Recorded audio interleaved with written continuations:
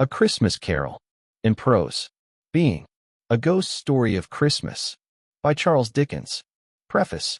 I have endeavored in this ghostly little book to raise the ghost of an idea which shall not put my readers out of humor with themselves, with each other, with the season, or with me.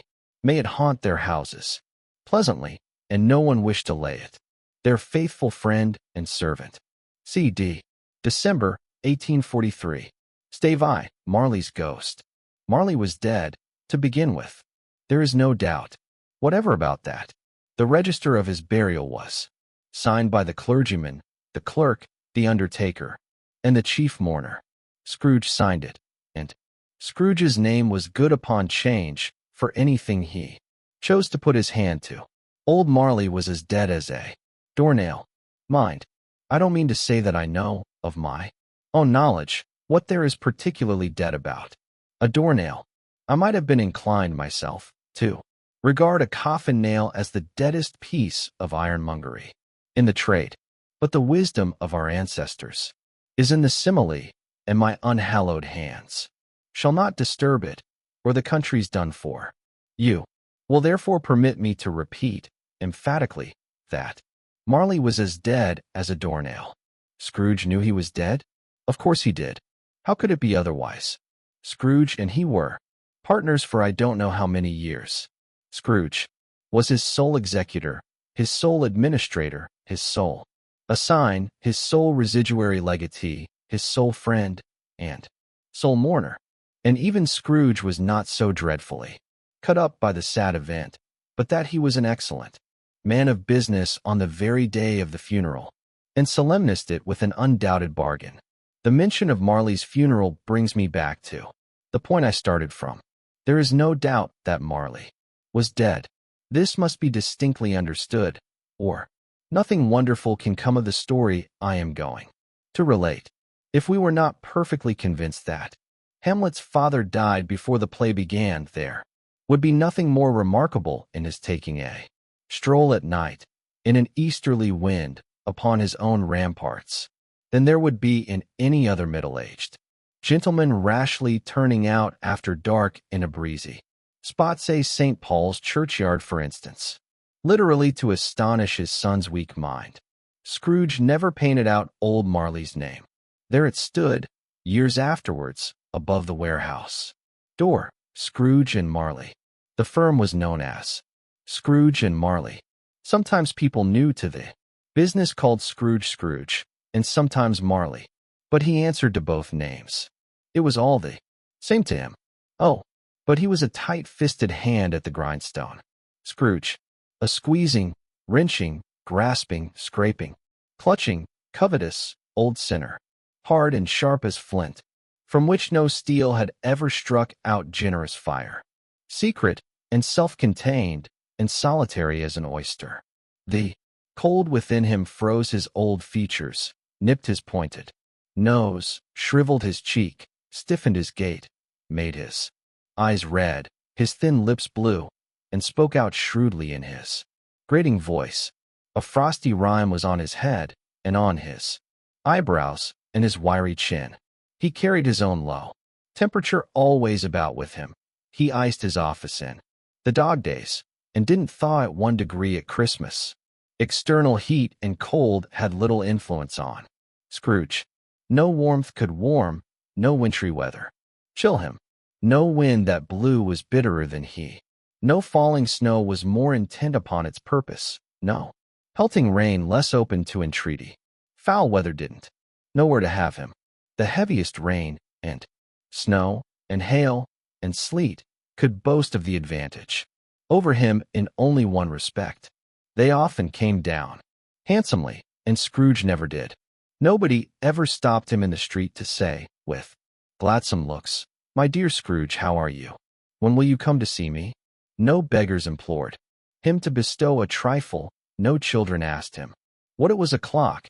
No man or woman ever once in all his life inquired the way to such and such a place of Scrooge. Even the blind men's dogs appeared to know him, and when they saw him coming on, would tug their owners into doorways and up courts, and then would wag their tails as though they said, "No, I at all is better than an evil eye, dark master." But what did Scrooge care? It was the very thing he liked, to edge his way along the crowded paths of life, warning all human sympathy to keep its distance, was what the knowing ones call nuts to Scrooge. Once upon a time of all the good days in the year, on Christmas Eve old Scrooge sat busy in his counting house. It was cold, bleak, biting weather, foggy, withal, and he could hear the people in the court outside go wheezing up and down, beating their hands upon their breasts and stamping their feet upon the pavement stones to warm them. The city clocks had only just gone 3, but it was quite dark already. It had not been light all day, and candles were flaring in the windows of the neighboring offices like ruddy smears upon the palpable brown air. The fog came pouring in at every chink and keyhole, and was so dense without that although the court was of the narrowest, the houses opposite were mere phantoms. To see the dingy cloud come drooping down, obscuring everything, one might have thought that nature lived hard by and was brewing on a large scale. The door of Scrooge's counting house was open, that he might keep his eye upon his clerk, who in a dismal little cell beyond, a sort of tank, was copying letters. Scrooge had a very small fire, but the clerk's fire was so very much smaller that it looked like one coal.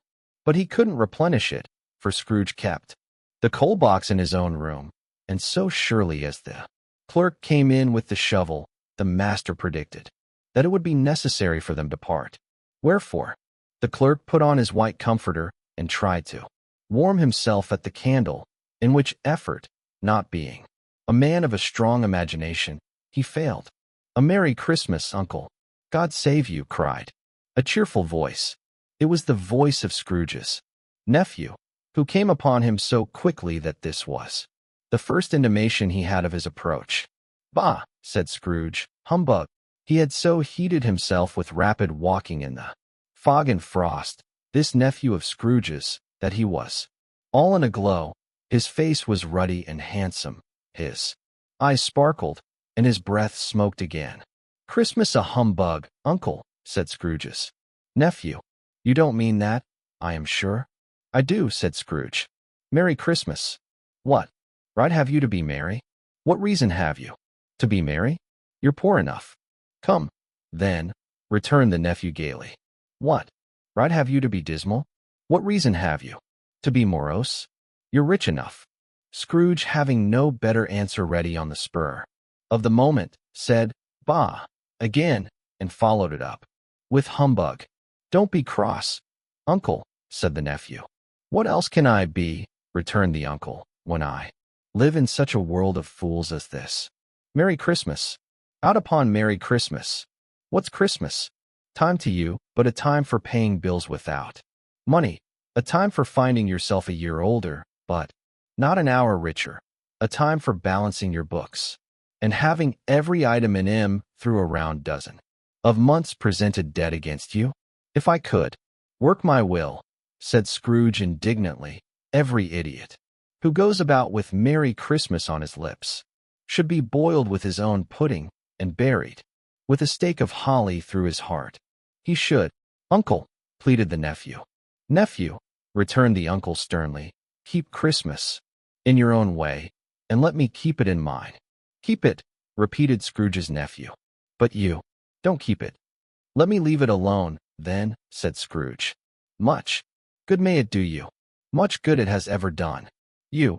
There are many things from which I might have derived good, by which I have not profited, I dare say," returned the nephew.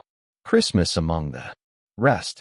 But I am sure I have always thought of Christmas time, when it has come round apart from the veneration due to its sacred name and origin, if anything belonging to it can be apart from that, as a good time, a kind, forgiving, charitable, pleasant time, the only time I know of in the long calendar of the year, when men and women seem by one consent to open their shut-up hearts freely and to think of people below them as if they really were fellow passengers to the grave and not another race of creatures bound on other journeys.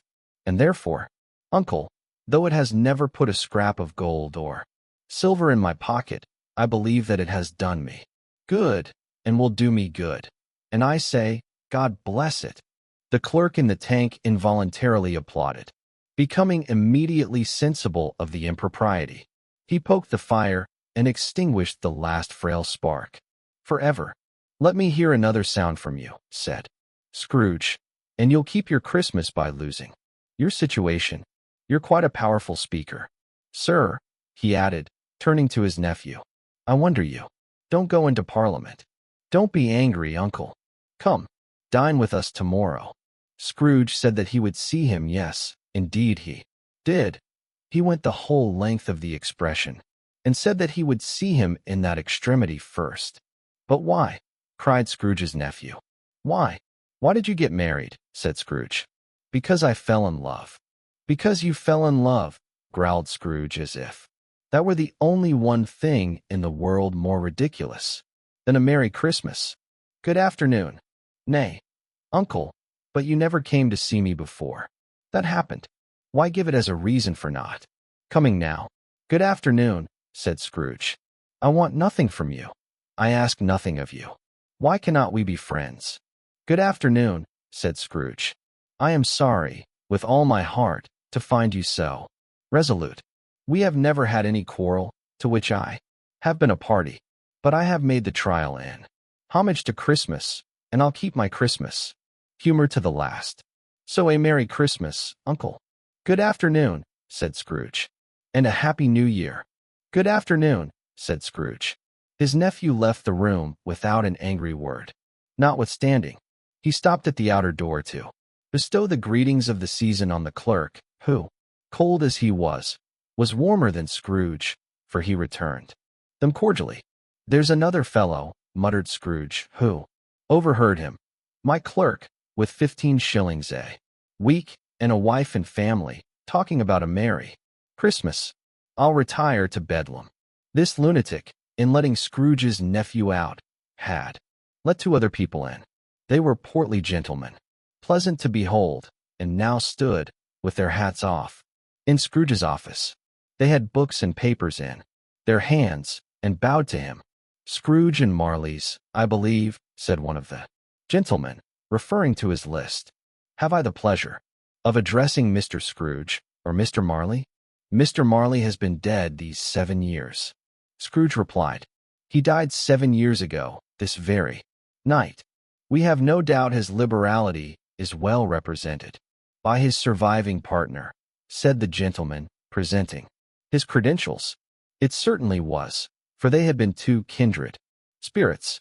At the ominous word liberality, Scrooge frowned and shook his head and handed the credentials back.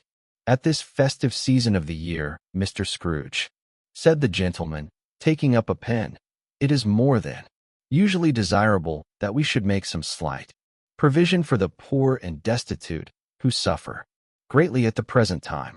Many thousands are in want of common necessaries, hundreds of thousands are in want of common comforts, sir. Are there no prisons? Asked Scrooge. Plenty of prisons, said the gentleman, laying down the pen again. And the union workhouses? Demanded Scrooge. Are they still in operation? They are. Still, returned the gentleman. I wish I could say they were not. The treadmill and the poor law are in full vigor. Then, said Scrooge, both very busy, sir. Oh, I was afraid, from what you said at first, that something had occurred to stop them in their useful course, said Scrooge. I'm very glad to hear it, under the impression that they scarcely furnish Christian cheer of mind or body to the multitude, returned the gentleman. A few of us are endeavoring to raise a fund to buy the poor some meat and drink and means of warmth. We choose this time because it is a time, of all others, when want is keenly felt, and abundance rejoices. What shall I put you down for? Nothing, Scrooge replied. You wish to be anonymous? I wish to be left alone, said Scrooge. Since you ask me what I wish, gentlemen, that is my answer. I don't make merry myself at Christmas, and I can't afford to make idle people merry. I help to support. The establishments I have mentioned they cost. Enough, and those who are badly off must go there. Many can't go there, and many would rather die. If they would rather die, said Scrooge, they had better do it, and decrease the surplus population. Besides, excuse me, I don't know that. But you might know it, observed the gentleman. It's not my business, Scrooge returned. It's enough for a man to understand his own business, and not to interfere with other people's. Mine occupies me constantly. Good afternoon, gentlemen. Seeing clearly that it would be useless to pursue their point, the gentleman withdrew. Scrooge resumed his labors with an improved opinion of himself, and in a more facetious temper than was usual with him. Meanwhile, the fog and darkness thickened so that people ran about with flaring links, proffering their services to go before horses and carriages and conduct them on their way. The ancient tower of a church, whose gruff old bell was always peeping slyly down at Scrooge out of a gothic window in the wall, became invisible and struck the hours and quarters in the clouds with tremulous vibrations afterwards, as if its teeth were chattering in its frozen head up there. The cold became intense.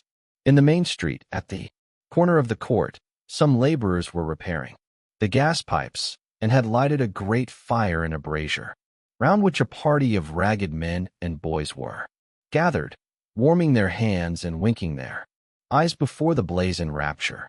The water plug, being left in solitude, its overflowing sullenly congealed and turned to misanthropic ice. The brightness of the shops where holly sprigs and berries crackled in the lamp heat of the windows made pale faces ruddy as they passed. Poulterers and grocers' trades became a splendid joke, a glorious pageant, with which it was next to impossible to believe that such dull principles as bargain and sale had anything to do. The Lord Mayor, in the stronghold of the mighty mansion house, gave orders to his 50 cooks and butlers to keep Christmas as a Lord Mayor's household should, and even the little tailor, whom he had fined 5 shillings on the previous Monday for being drunk and bloodthirsty in the streets, stirred up tomorrow's pudding in his garret, while his lean wife and the baby sallied out to buy the beef. Foggier yet, and colder, piercing, searching, biting, cold. If the good St. Dunstan had but nipped the evil spirit's nose with a touch of such weather as that, instead of using his familiar weapons, then, indeed, he would have roared to lusty purpose. The owner of one scant young nose gnawed and mumbled, by the hungry cold as bones are gnawed by dogs, stooped down at Scrooge's keyhole to regale him with a Christmas carol, but at the first sound of "God bless you, merry gentlemen, may nothing you dismay," Scrooge seized the ruler with such energy of action that the singer fled in terror, leaving the keyhole to the fog and even more congenial frost. At length the hour of shutting up the counting-house arrived. With an ill will, Scrooge dismounted from his stool and tacitly admitted the fact to the expectant clerk in the tank, who instantly snuffed his candle out and put on his hat. "You'll want all day tomorrow, I suppose," said Scrooge. "If quite convenient, sir." "It's not convenient," said Scrooge, "and it's not fair. If I was to stop half a crown for it, you'd think yourself ill-used, I'll be bound." The clerk smiled faintly. "And yet," said Scrooge, "you don't think me ill-used when I pay a day's wages for no work." The clerk observed that it was only once a year, a poor excuse for picking a man's pocket every 25th of December, said Scrooge, buttoning his greatcoat to the chin. "But I suppose you must have the whole day. Be here all the earlier next morning." The clerk promised that he would, and Scrooge walked out with a growl. The office was closed in a twinkling, and the clerk, with the long ends of his white comforter dangling below his waist, for he boasted no greatcoat, went down a slide on Cornhill, at the end of a lane of boys, 20 times, in honor of its being Christmas Eve, and then ran home to Camden Town as hard as he could pelt, to play at blindman's buff. Scrooge took his melancholy dinner in his usual melancholy tavern, and having read all the newspapers and beguiled the rest of the evening with his banker's book, went home to bed. He lived in chambers which had once belonged to his deceased partner. They were a gloomy suite of rooms in a lowering pile of building up a yard where it had so little business to be that one could scarcely help fancying it must have run there when it was a young house, playing at hide-and-seek with other houses, and forgotten the way out again. It was old enough now, and dreary enough, for nobody lived in it but Scrooge, the other rooms being all let out as offices. The yard was so dark that even Scrooge, who knew its every stone, was fain to grope with his hands. The fog and frost so hung about the black old gateway of the house that it seemed as if the genius of the weather sat in mournful meditation on the threshold. Now, it is a fact that there was nothing at all particular about the knocker on the door, except that it was very large. It is also a fact that Scrooge had seen it, night and morning, during his whole residence in that place. Also that Scrooge had as little of what is called fancy about him as any man in the city of London, even including which is a bold word, the corporation, alderman, and livery. Let it also be borne in mind that Scrooge had not bestowed one thought on Marley since his last mention of his 7 years dead partner that afternoon. And then, let any man explain to me, if he can, how it happened that Scrooge, having his key in the lock of the door, saw in the knocker, without its undergoing any intermediate process of change, not a knocker, but Marley's face. Marley's face. It was not an impenetrable shadow, as the other objects in the yard were, but had a dismal light about it, like a bad lobster in a dark cellar. It was not angry or ferocious, but looked at Scrooge as Marley used to look, with ghostly spectacles turned up on its ghostly forehead. The hair was curiously stirred, as if by breath or hot air, and, though the eyes were wide open, they were perfectly motionless. That, and its livid color, made it horrible, but its horror seemed to be in spite of the face and beyond its control, rather than a part of its own expression. As Scrooge looked fixedly at this phenomenon, it was a knocker again. To say that he was not startled, or that his blood was not conscious of a terrible sensation to which it had been a stranger from infancy, would be untrue. But he put his hand upon the key he had relinquished, turned it sturdily, walked in, and lighted his candle. He did pause, with a moment's irresolution, before he shut the door, and he did look cautiously behind. At first, as if he half expected to be terrified with the sight of Marley's pigtail sticking out into the hall. But there was nothing on the back of the door, except the screws and nuts that held the knocker on. So he said "Pooh, pooh," and closed it with a bang. The sound resounded through the house like thunder. Every room above, and every cask in the wine merchant's cellars below, appeared to have a separate peal of echoes of its own. Scrooge was not a man to be frightened by echoes. He fastened the door, and walked across the hall, and up the stairs, slowly too, trimming his candle as he went. You may talk vaguely about driving a coach and six, up a good old flight of stairs, or through a bad young Act of Parliament, but I mean to say you might have got a hearse up that staircase, and taken it broadwise, with the splinter bar towards the wall, and the door towards the balustrades, and done it easy. There was plenty of width for that, and room to spare, which is perhaps the reason why Scrooge thought he saw a locomotive hearse going on before him in the gloom. Half a dozen gas lamps out of the street wouldn't have lighted the entry too well, so you may suppose that it was pretty dark with Scrooge's dip. Up Scrooge went, not caring a button for that. Darkness is cheap, and Scrooge liked it. But before he shut his heavy door, he walked through his rooms to see that all was right. He had just enough recollection of the face to desire to do that. Sitting room, bedroom, lumber room, all as they should be. Nobody under the table, nobody under the sofa, a small fire in the grate, spoon, and basin. Ready, and the little saucepan of gruel Scrooge had. A cold in his head, upon the hob. Nobody under the bed. Nobody in the closet. Nobody in his dressing gown, which was hanging up in a suspicious attitude. Against the wall. Lumber room as usual. Old fireguard.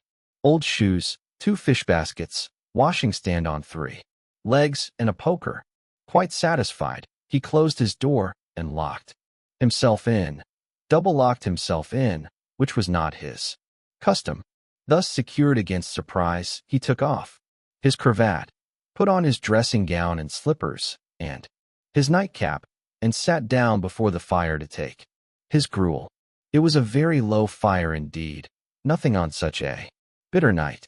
He was obliged to sit close to it and brood over it before he could extract the least sensation of warmth from such a handful of fuel.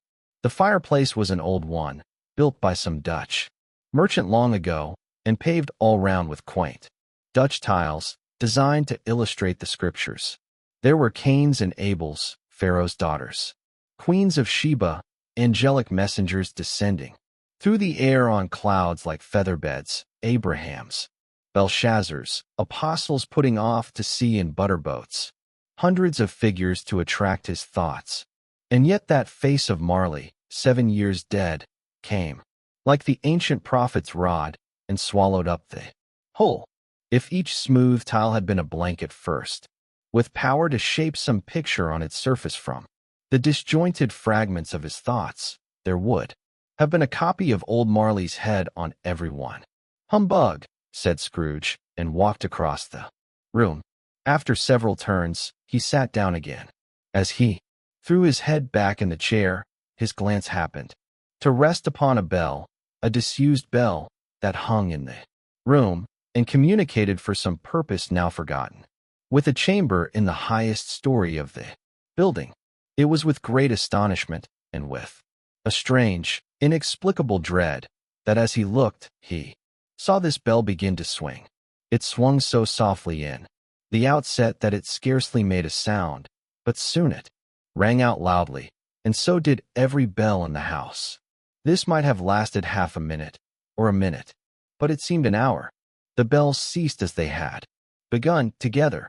They were succeeded by a clanking noise deep down below, as if some person were dragging a heavy chain over the casks in the wine merchant's cellar. Scrooge then remembered to have heard that ghosts in haunted houses were described as dragging chains. The cellar door flew open with a booming sound, and then he heard the noise much louder, on the floors below, then coming up the stairs, then coming straight towards his door. "It's humbug still," said Scrooge. "I won't believe it." His color changed, though, when, without a pause, it came on through the heavy door, and passed into the room before his eyes. Upon its coming in, the dying flame leaped up, as though it cried, "I know him, Marley's ghost," and fell again. The same face, the very same. Marley in his pigtail, usual waistcoat, tights, and boots, the tassels on the latter bristling, like his pigtail and his coat skirts, and the hair upon his head. The chain he drew was clasped about his middle. It was long and wound about him like a tail, and it was made, for Scrooge observed it closely, of cash boxes, keys, padlocks, ledgers, deeds, and heavy purses wrought in steel. His body was transparent, so that Scrooge, observing him, and looking through his waistcoat, could see the 2 buttons on his coat behind. Scrooge had often heard it said that Marley had no bowels, but he had never believed it until now. No, nor did he believe it even now, though he looked the phantom through, and saw it standing before him, though he felt the chilling influence of its death-cold eyes, and marked the very texture of the folded kerchief bound about its head and chin, which wrapper he had not observed before. He was still incredulous, and fought against his senses. "How now?" said Scrooge, caustic and cold as ever. "What do you want with me?" "Much." Marley's voice, no doubt about it. "Who are you?" "Ask me who I was." "Who were you then?" said Scrooge, raising his voice. You're particular for a shade. He was going to say to a shade, but substituted this as more appropriate. In life I was your partner, Jacob Marley. Can you sit down? Asked Scrooge, looking doubtfully at him. I can. Do it then. Scrooge asked the question because he didn't know whether a ghost so transparent might find himself in a condition to take a chair, and felt that in the event of its being impossible, it might involve the necessity of an embarrassing explanation. But the ghost sat down on the opposite side of the fireplace, as if he were quite used to it. You don't believe in me, observed the ghost. I don't, said Scrooge. What evidence would you have of my reality beyond that of your senses? I don't know, said Scrooge. Why do you doubt your senses? Because, said Scrooge, a little thing affects them. A slight disorder of the stomach makes them cheats. You may be an undigested bit of beef, a blot of mustard, a crumb of cheese, a fragment of an underdone potato. There's more of gravy than of grave about you, whatever you are. Scrooge was not much in the habit of cracking jokes, nor did he feel, in his heart, by any means waggish then. The truth is that he tried to be smart, as a means of distracting his own attention, and keeping down his terror, for the specter's voice disturbed the very marrow in his bones. To sit, staring at those fixed glazed eyes, in silence, for a moment, would play, Scrooge felt, the very deuce with him. There was something very awful, too, in the specter's being provided with an infernal atmosphere of its own. Scrooge could not feel it himself, but this was clearly the case, for though the ghost sat perfectly motionless, its hair, and skirts, and tassels were still agitated as by the hot vapor from an oven. You see this toothpick? Said Scrooge, returning quickly to the charge, for the reason just assigned, and wishing, though it were only for a second, to divert the vision's stony gaze from himself. I do, replied the ghost. You are not looking at it, said Scrooge. But I see it, said the ghost, notwithstanding. Well, returned Scrooge, I have but to swallow this, and be for the rest of my days persecuted by a legion of goblins, all of my own creation.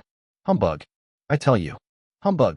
At this the spirit raised a frightful cry, and shook its chain with such a dismal and appalling noise that Scrooge held on tight to his chair to save himself from falling in a swoon. But how much greater was his horror when the phantom, taking off the bandage round its head, as if it were too warm to wear indoors, its lower jaw dropped down upon its breast. Scrooge fell upon his knees and clasped his hands before his face. Mercy, he said. Dreadful apparition, why do you trouble me? Man of the worldly mind, replied the ghost, do you believe in me or not? I do, said Scrooge. I must. But why do spirits walk the earth, and why do they come to me? It is required of every man, the ghost returned, that the spirit within him should walk abroad among his fellow men, and travel far and wide, and if that spirit goes not forth in life, it is condemned to do so. After death, it is doomed to wander through the world, oh, woe is me, and witness what it cannot share, but might have shared on earth, and turned to happiness. Again the specter raised a cry, and shook its chain, and wrung its shadowy hands. You are fettered, said Scrooge, trembling. Tell me what? I wear the chain I forged in life, replied the ghost. I made it link by link, and yard by yard. I girded it on of my own free will, and of my own free will I wore it. Is its pattern strange to you? Scrooge trembled more and more. Or would you know, pursued the ghost, the weight and length of the strong coil you bear yourself? It was full as heavy and as long as this, 7 Christmas Eves ago. You have labored on it since. It is a ponderous chain. Scrooge glanced about him on the floor, in the expectation of finding himself surrounded by some 50 or 60 fathoms of iron cable, but he could see nothing. Jacob, he said imploringly. Old Jacob Marley, tell me more. Speak comfort to me, Jacob. I have none to give, the ghost replied. It comes from other regions, Ebenezer Scrooge, and is conveyed by other ministers to other kinds of men. Nor can I tell you what I would. A very little more is all permitted to me. I cannot rest. I cannot stay. I cannot linger anywhere. My spirit never walked beyond our counting house. Mark me. In life my spirit never roved beyond the narrow limits of our money-changing hole, and weary journeys lie before me. It was a habit with Scrooge, whenever he became thoughtful, to put his hands in his breeches pockets. Pondering on what the ghost had said, he did so now, but without lifting up his eyes or getting off his knees. You must have been very slow about it, Jacob, Scrooge observed, in a businesslike manner, though with humility and deference. Slow, the ghost repeated. 7 years dead, mused Scrooge. And traveling. All the time. The whole time, said the ghost. No rest, no peace. Incessant torture of remorse. You travel fast, said Scrooge. On the wings of the wind, replied the ghost. You might have got over a great quantity of ground in 7 years, said Scrooge. The ghost, on hearing this, set up another cry, and clanked its chain so hideously in the dead silence of the night that the ward would have been justified in indicting it for a nuisance. Oh, captive, bound, and double-ironed, cried the phantom, not to know that ages of incessant labor by immortal creatures, for this earth must pass into eternity before the good of which it is susceptible is all developed, not to know that any Christian spirit, working kindly in its little sphere, whatever it may be, will find its mortal life too short for its vast means of usefulness, not to know that no space of regret can make amends for one life's opportunity misused. Yet such was I. Oh, such was I. But you were always a good man of business, Jacob, faltered Scrooge, who now began to apply this to himself. Business, cried the ghost, wringing its hands. Again, mankind was my business. The common welfare was my business. Charity, mercy, forbearance, and benevolence were all my business. The dealings of my trade were but a drop of water in the comprehensive ocean of my business. It held up its chain at arm's length, as if that were the cause of all its unavailing grief, and flung it heavily upon the ground again. At this time of the rolling year, the spectre said, I suffer most. Why did I walk through crowds of fellow beings with my eyes turned down, and never raise them to that blessed star which led the wise men to a poor abode, were there no poor homes to which its light would have conducted me? Scrooge was very much dismayed to hear the spectre going on at this rate, and began to quake exceedingly. Hear me, cried the ghost. My time is nearly gone. I will, said Scrooge. But don't be hard upon me. Don't be flowery, Jacob.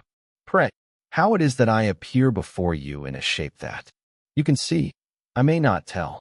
I have sat invisible beside you many and many a day. It was not an agreeable idea. Scrooge shivered, and wiped the perspiration from his brow. That is no light part of my penance, pursued the ghost. I am here tonight to warn you that you have yet a chance and hope of escaping my fate. A chance and hope of my procuring, Ebenezer. You were always a good friend to me, said Scrooge. Thank ye. You will be haunted, resumed the ghost, by 3 spirits. Scrooge's countenance fell almost as low as the ghosts had done. Is that the chance and hope you mentioned, Jacob? He demanded, in a faltering voice. It is. I think I'd rather not, said Scrooge. Without their visits, said the ghost, you cannot hope to shun the path I tread. Expect the first tomorrow, when the bell tolls 1. Couldn't I take him all at once, and have it over? Jacob, hinted Scrooge. Expect the second on the next night at the same hour. The third upon the next night, when the last stroke of 12 has ceased to vibrate. Look to see me no more, and look that, for your own sake, you remember what has passed between us. When it had said these words, the spectre took its wrapper from the table and bound it round its head. As before, Scrooge knew this by the smart sound its teeth made when the jaws were brought together. By the bandage, he ventured to raise his eyes again, and found his supernatural visitor confronting him, in an erect attitude, with its chain wound over and about its arm. The apparition walked backward from him, and at every step it took, the window raised itself a little, so that when the spectre reached it, it was wide open. It beckoned Scrooge to approach, which he did.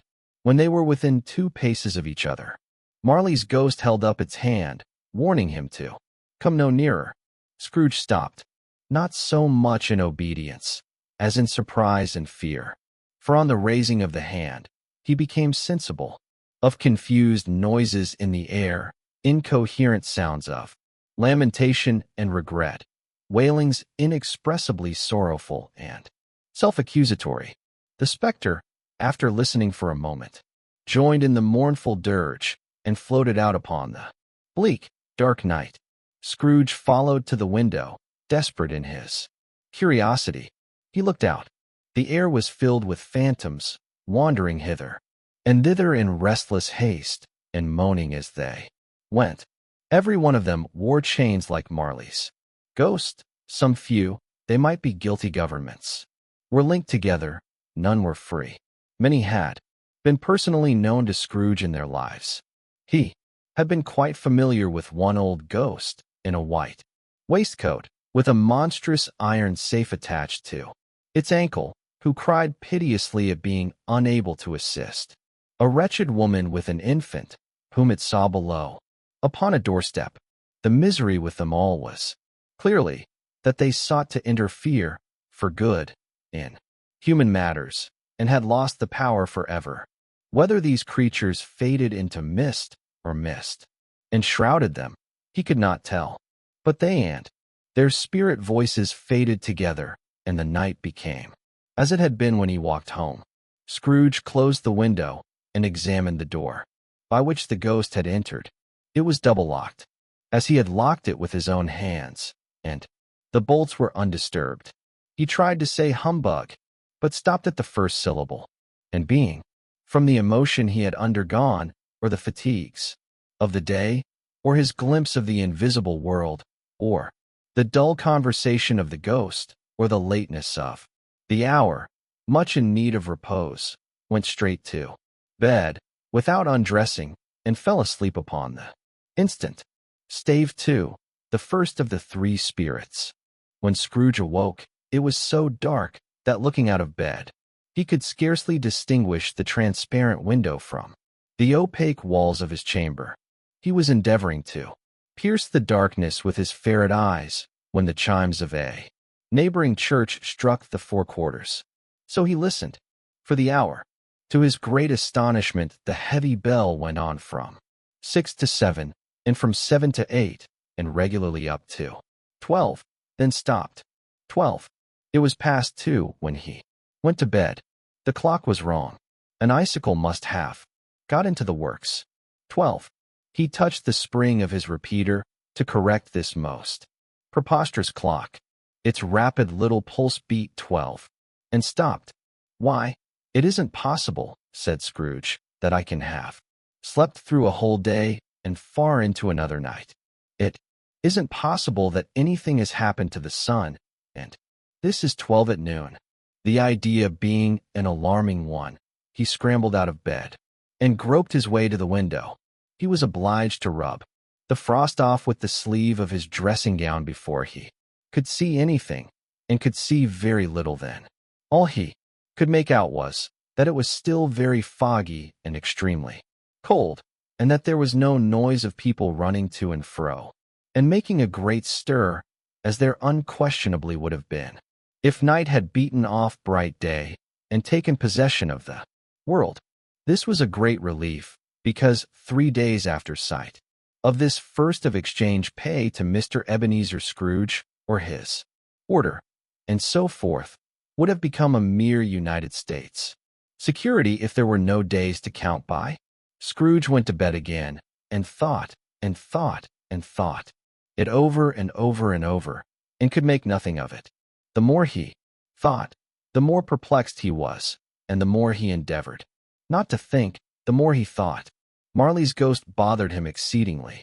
Every time he resolved, within himself, after mature inquiry, that it was all a dream, his mind flew back again, like a strong spring released, to its first position, and presented the same problem to be worked all through.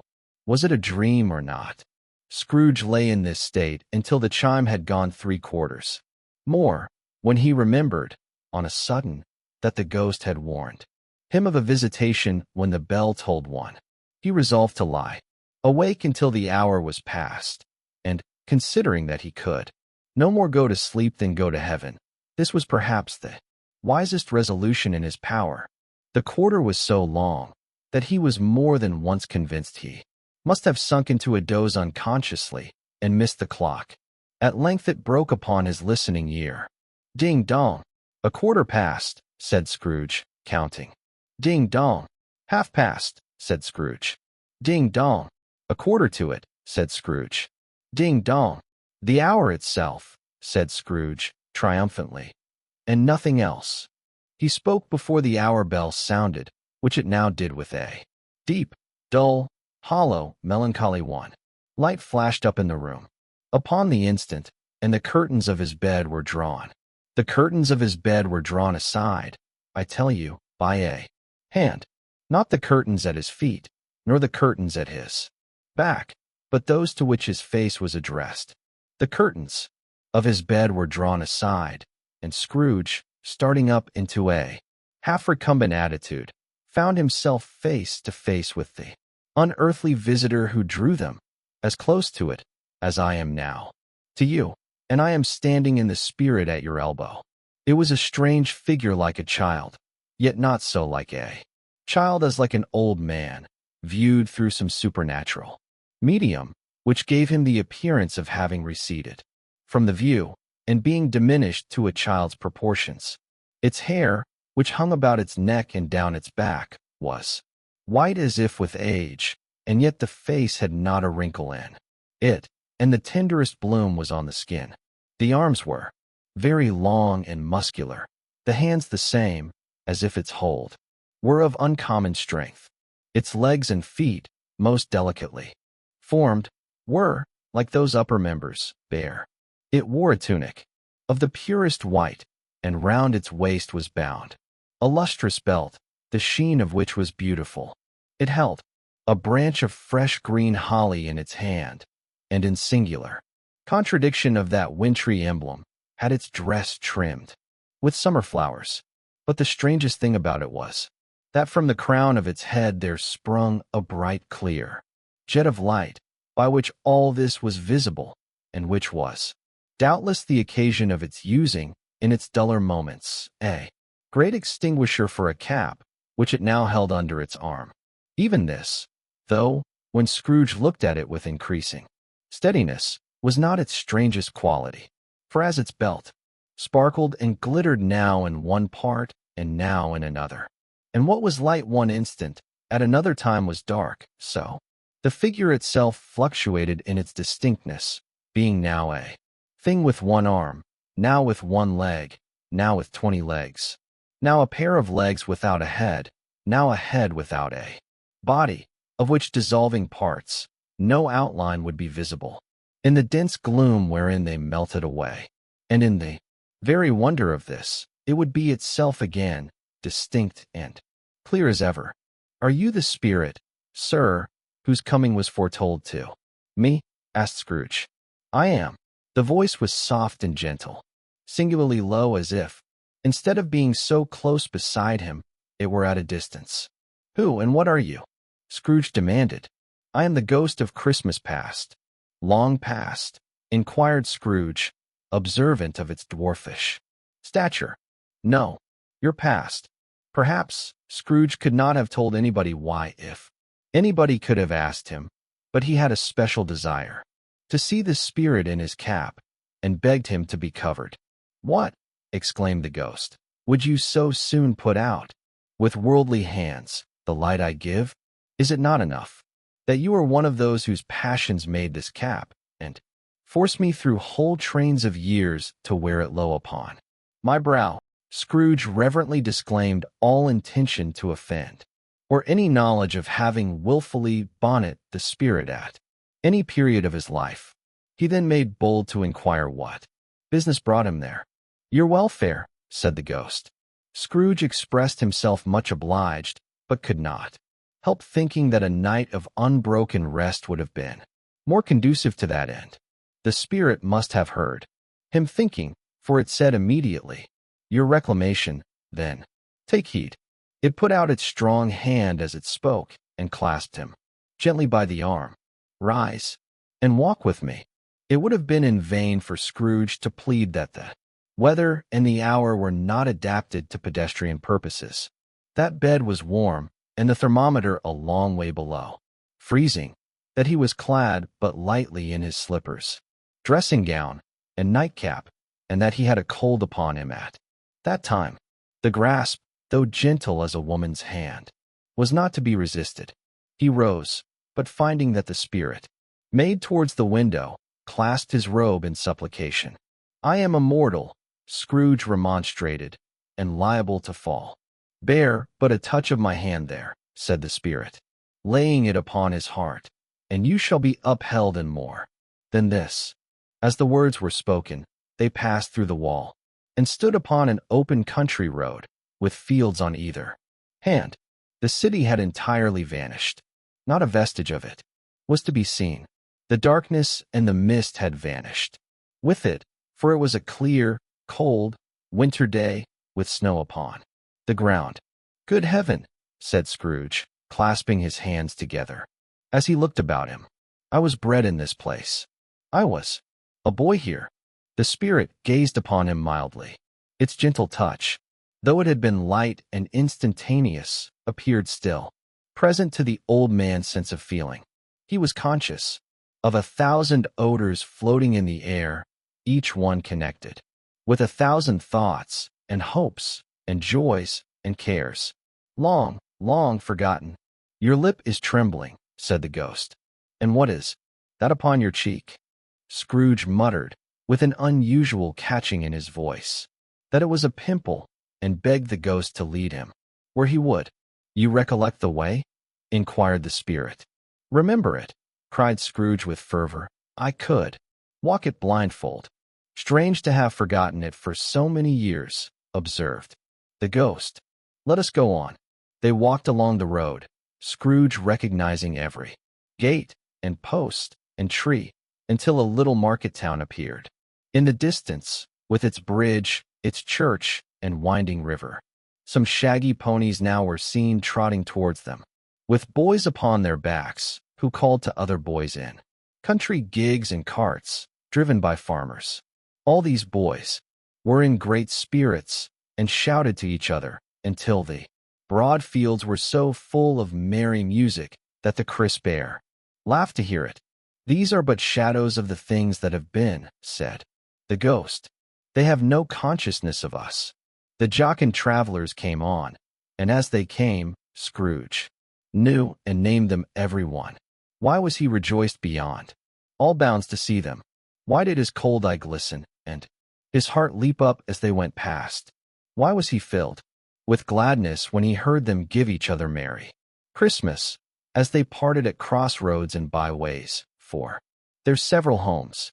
What was Merry Christmas to Scrooge?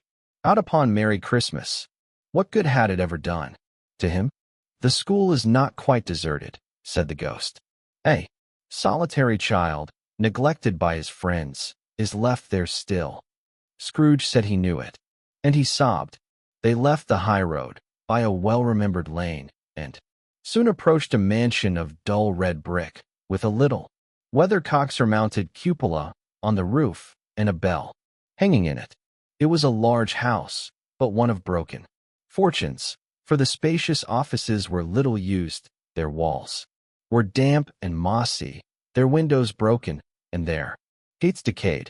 Fowls clucked and strutted in the stables, and the coach-houses and sheds were overrun with grass. Nor was it more retentive of its ancient state within, before. Entering the dreary hall and glancing through the open doors of many rooms, they found them poorly furnished, cold and vast.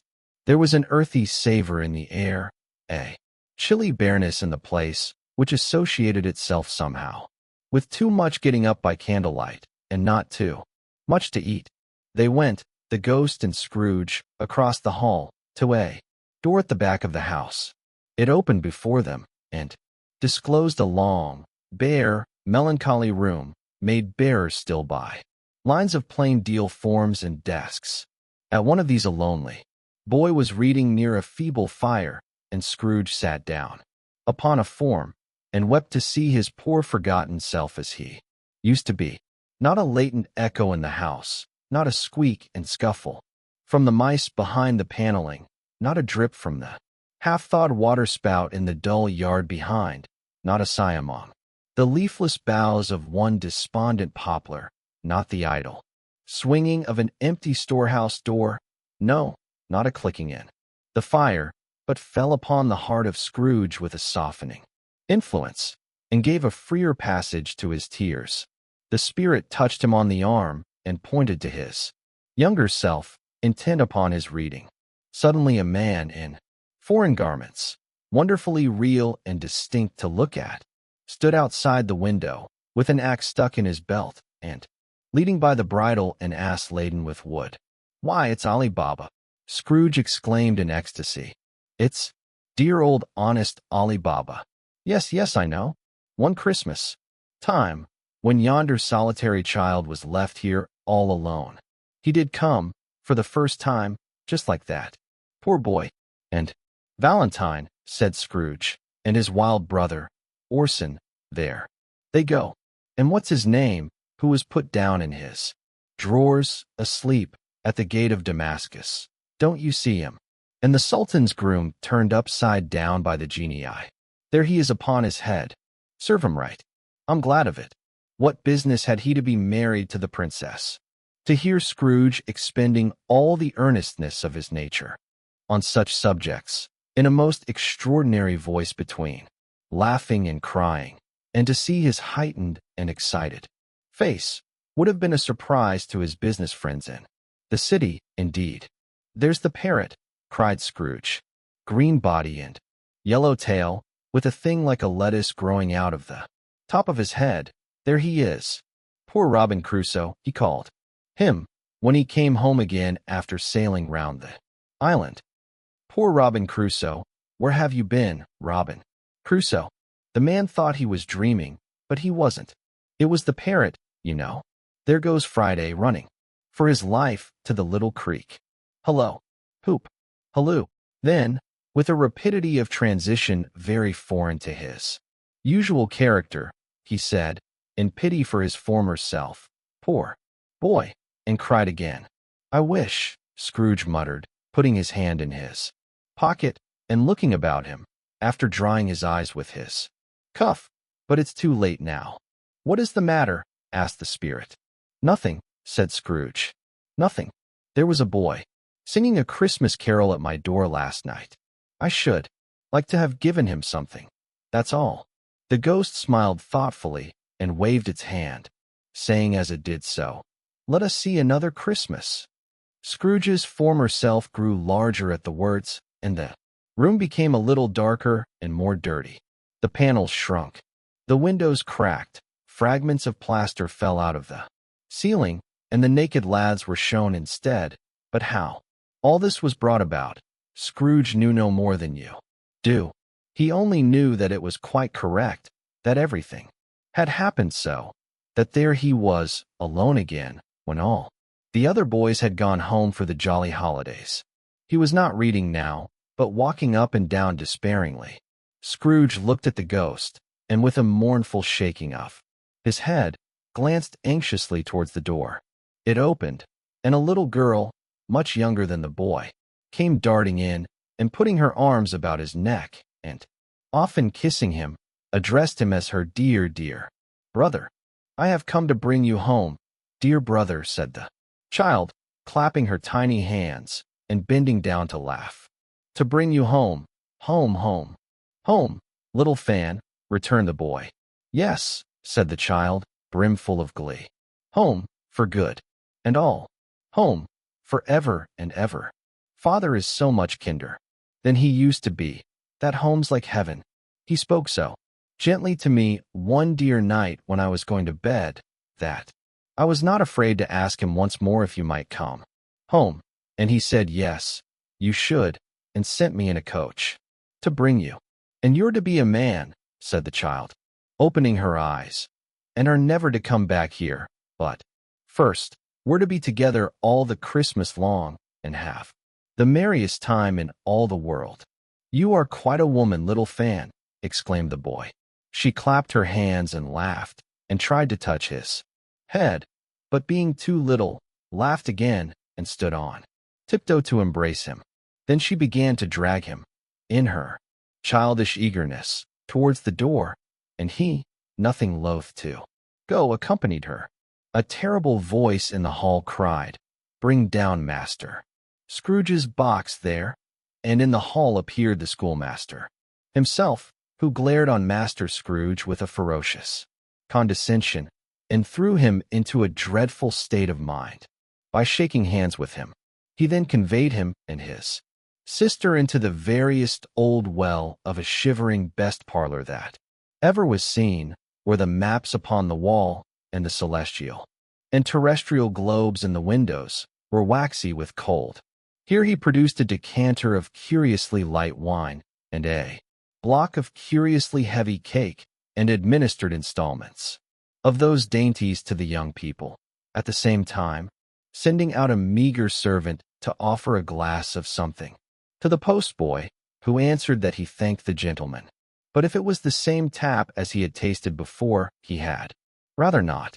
Master Scrooge's trunk being by this time tied onto the top of the chaise, the children bade the schoolmaster good-bye right willingly, and getting into it, drove gaily down the garden sweep, the quick wheels dashing the hoar frost and snow from off the dark leaves of the evergreens like spray.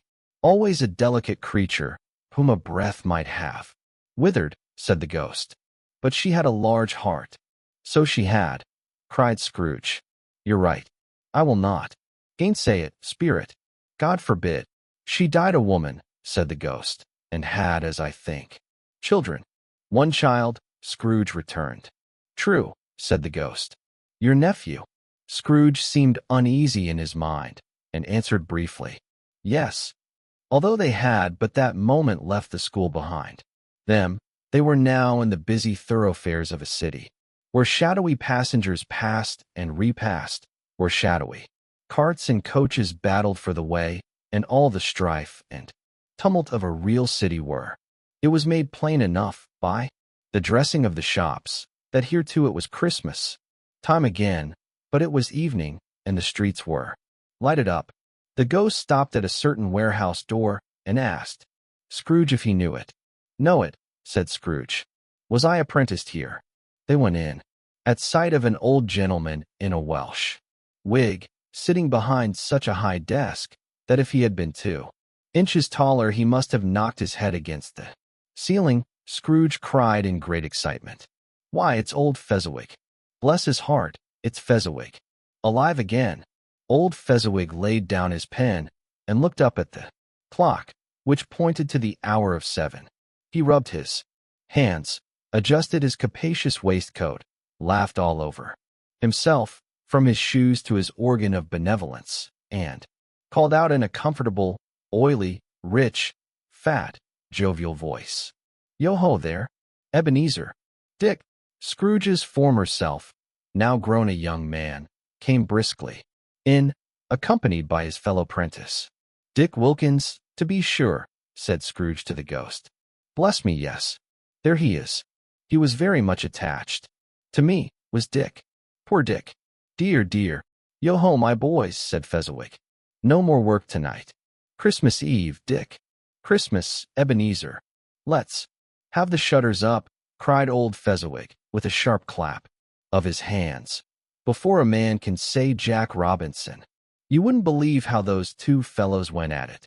They charged into the street with the shutters 1, 2, 3 at 'em up in their places 4, 5, 6-barred and pinned him 7, 8, 9 and came back. Before you could have got to 12, panting like racehorses. Hilly-ho, cried old Fezziwig, skipping down from the high desk with wonderful agility. Clear away, my lads, and let's have lots of room here. Hilly-ho, Dick. Chirrup, Ebenezer. Clear away. There was nothing they wouldn't have cleared away, or couldn't have cleared away, with old Fezziwig looking on. It was done in a minute. Every movable was packed off, as if it were dismissed from public life forevermore. The floor was swept and watered, the lamps were trimmed, fuel was heaped upon the fire, and the warehouse was as snug and warm and dry and bright a ballroom as you would desire to see upon a winter's night. In came a fiddler with a music book and went up to the lofty desk and made an orchestra of it and tuned like 50 stomachaches. In came Mrs. Fezziwig, one vast substantial smile. In came the 3 Miss Fezziwigs, beaming and lovable. In came the 6 young followers whose hearts they broke. In came all the young men and women employed in the business. In came the housemaid, with her cousin the baker. In came the cook, with her brother's particular friend, the milkman. In came the boy from over the way, who was suspected of not having board enough from his master, trying to hide himself behind the girl from next door, but one, who was proved to have had her ears pulled by her mistress. In they all came, one after another, some shyly, some boldly, some gracefully, some awkwardly, some pushing, some pulling. In they all came, anyhow and everyhow. Away they all went, 20 couple at once, hands half round and back again. The other way, down the middle and up again, round and round in various stages of affectionate grouping. Old top couple always turning up in the wrong place. New top couple starting off again as soon as they got there. All top couples at last, and not a bottom one to help them. When this result was brought about, old Fezziwig, clapping his hands to stop the dance, cried out, "Well done," and the fiddler plunged his hot face into a pot of porter, especially provided for that purpose. But scorning rest upon his reappearance, he instantly began again, though there were no dancers yet, as if the other fiddler had been carried home, exhausted, on a shutter, and he were a brand-new man, resolved to beat him out of sight or perish. There were more dances, and there were forfeits, and more dances, and there was cake, and there was negus, and there was a great piece of cold roast, and there was a great piece of cold boiled, and there were mince pies and plenty of beer. But the great effect of the evening came after the roast and boiled, when the fiddler, an artful dog, mind, the sort of man who knew his business better than you or I could have told it him, struck up Sir Roger de Coverley. Then old Fezziwig stood out to dance with Mrs. Fezziwig. Top couple, too, with a good stiff piece of work cut out for them. 3 or 4 and 20 pair of partners, people who were not to be trifled with, people who would dance and had no notion of walking. But if they had been twice as many, for times old Fezziwig would have been a match for them, and so would Mrs. Fezziwig. As to her, she was worthy to be his partner, in every sense of the term. If that's not high praise, tell me higher, and I'll use it. A positive light appeared to issue from Fezziwig's calves. They shone in every part of the dance like moons. You couldn't have predicted, at any given time, what would have become of them next. And when old Fezziwig and Mrs. Fezziwig had gone all through the dance, advance and retire, both hands to your partner, bow and curtsy, corkscrew, thread the needle, and back again to your place, Fezziwig cut so deftly that he appeared to wink with his legs, and came upon his feet again without a stagger. When the clock struck 11, this domestic ball broke up. Mr. and Mrs. Fezziwig took their stations, one on either side of the door, and shaking hands with every person individually, as he or she went out, wished him or her a Merry Christmas. When everybody had retired but the 2 prentices, they did the same to them, and thus the cheerful voices died away, and the lads were left to their beds, which were under a counter in the back shop. During the whole of this time, Scrooge had acted like a man out of his wits. His heart and soul were in the scene, and with his former self, he corroborated everything, remembered everything, enjoyed everything, and underwent the strangest agitation. It was not until now, when the bright faces of his former self and Dick were turned from them, that he remembered the ghost and became conscious that it was looking full upon him, while the light upon its head burnt very clear. "A small matter," said the ghost, "to make these silly folks so full of gratitude." "Small," echoed Scrooge. The spirit signed to him to listen to the two apprentices, who were pouring out their hearts in praise of Fezziwig, and when he had done so, said, "Why, is it not? He has spent but a few pounds of your mortal money, 3 or 4 perhaps. Is that so? Much that he deserves this praise." "It isn't that," said Scrooge, heated by the remark, and speaking unconsciously like his former, not his latter, self. "It isn't that, spirit. He has the power to render us happy, or unhappy, to make our service light or burdensome, a pleasure or a toil. Say that his power lies in words and looks, in things so slight and insignificant that it is impossible to add and count him up. What then? The happiness he gives is quite as great as if it cost a fortune." He felt the spirit's glance and stopped. "What is the matter?" asked the ghost. "Nothing particular," said Scrooge. "Something, I think," the ghost insisted. "No," said Scrooge, "no.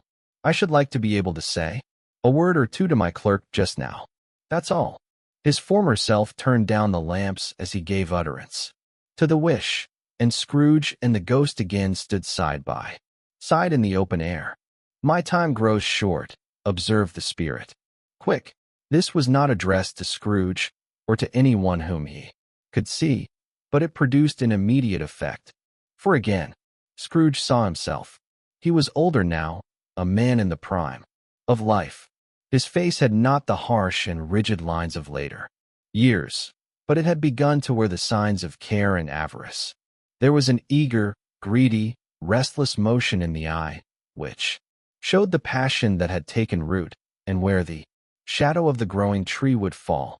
He was not alone, but sat by the side of a fair young girl in a mourning dress, in whose eyes there were tears, which sparkled in the light that shone out of the ghost of Christmas past. "It matters little," she said softly. "To you, very little. Another idol has displaced me, and if it can cheer and comfort you in time to come, as I would have tried to do, I have no just cause to grieve." "What idol has displaced you?" he rejoined. "A golden one. This is the even-handed dealing of the world," he said. "There is nothing on which it is so hard as poverty, and there is nothing it professes to condemn with such severity as the pursuit of wealth." "You fear the world too much," she answered gently. "All your other hopes have merged into the hope of being beyond the chance of its sordid reproach.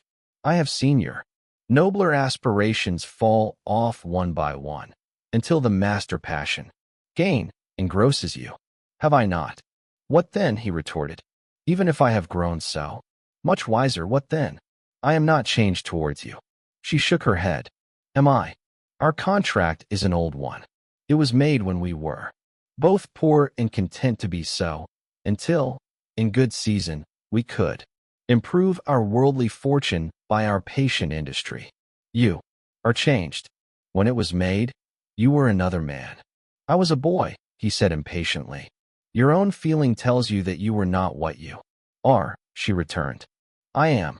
That which promised happiness, when we were one in heart, is fraught with misery now that we are two.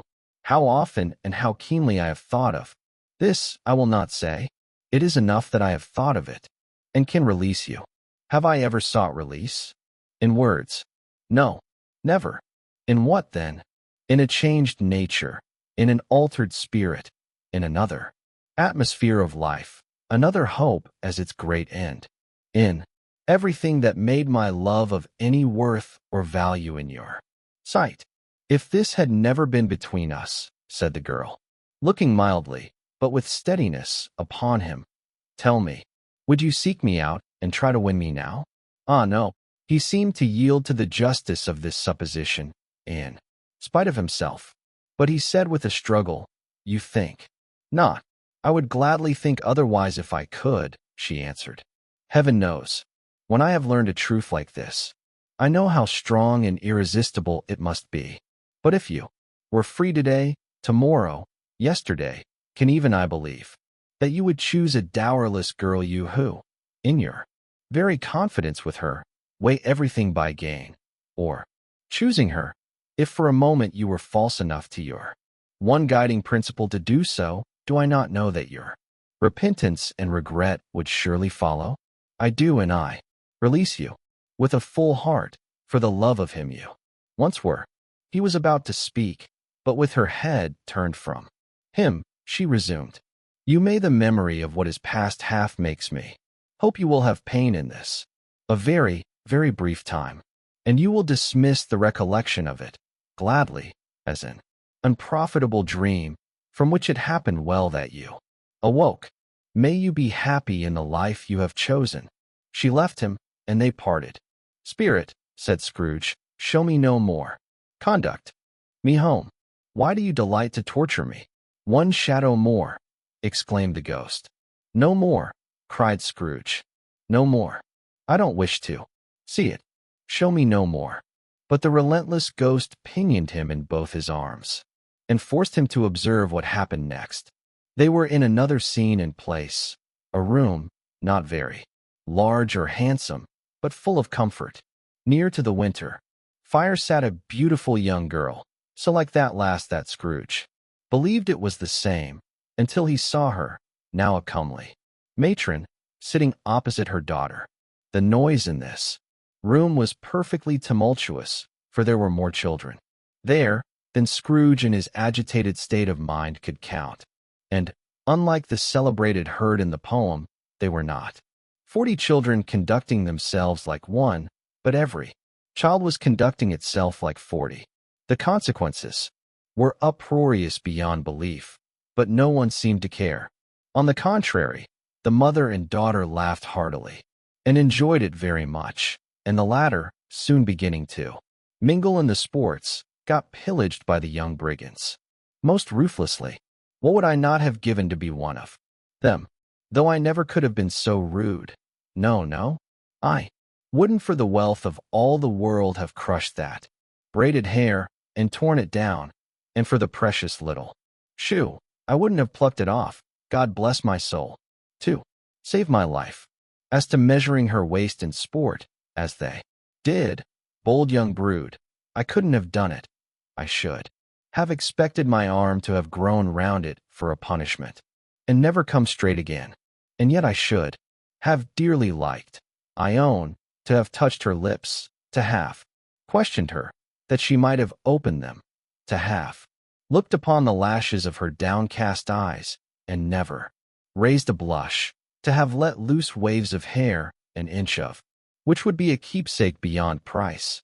In short, I should have liked, I do confess, to have had the lightest license of a child, and yet to have been man enough to know its value.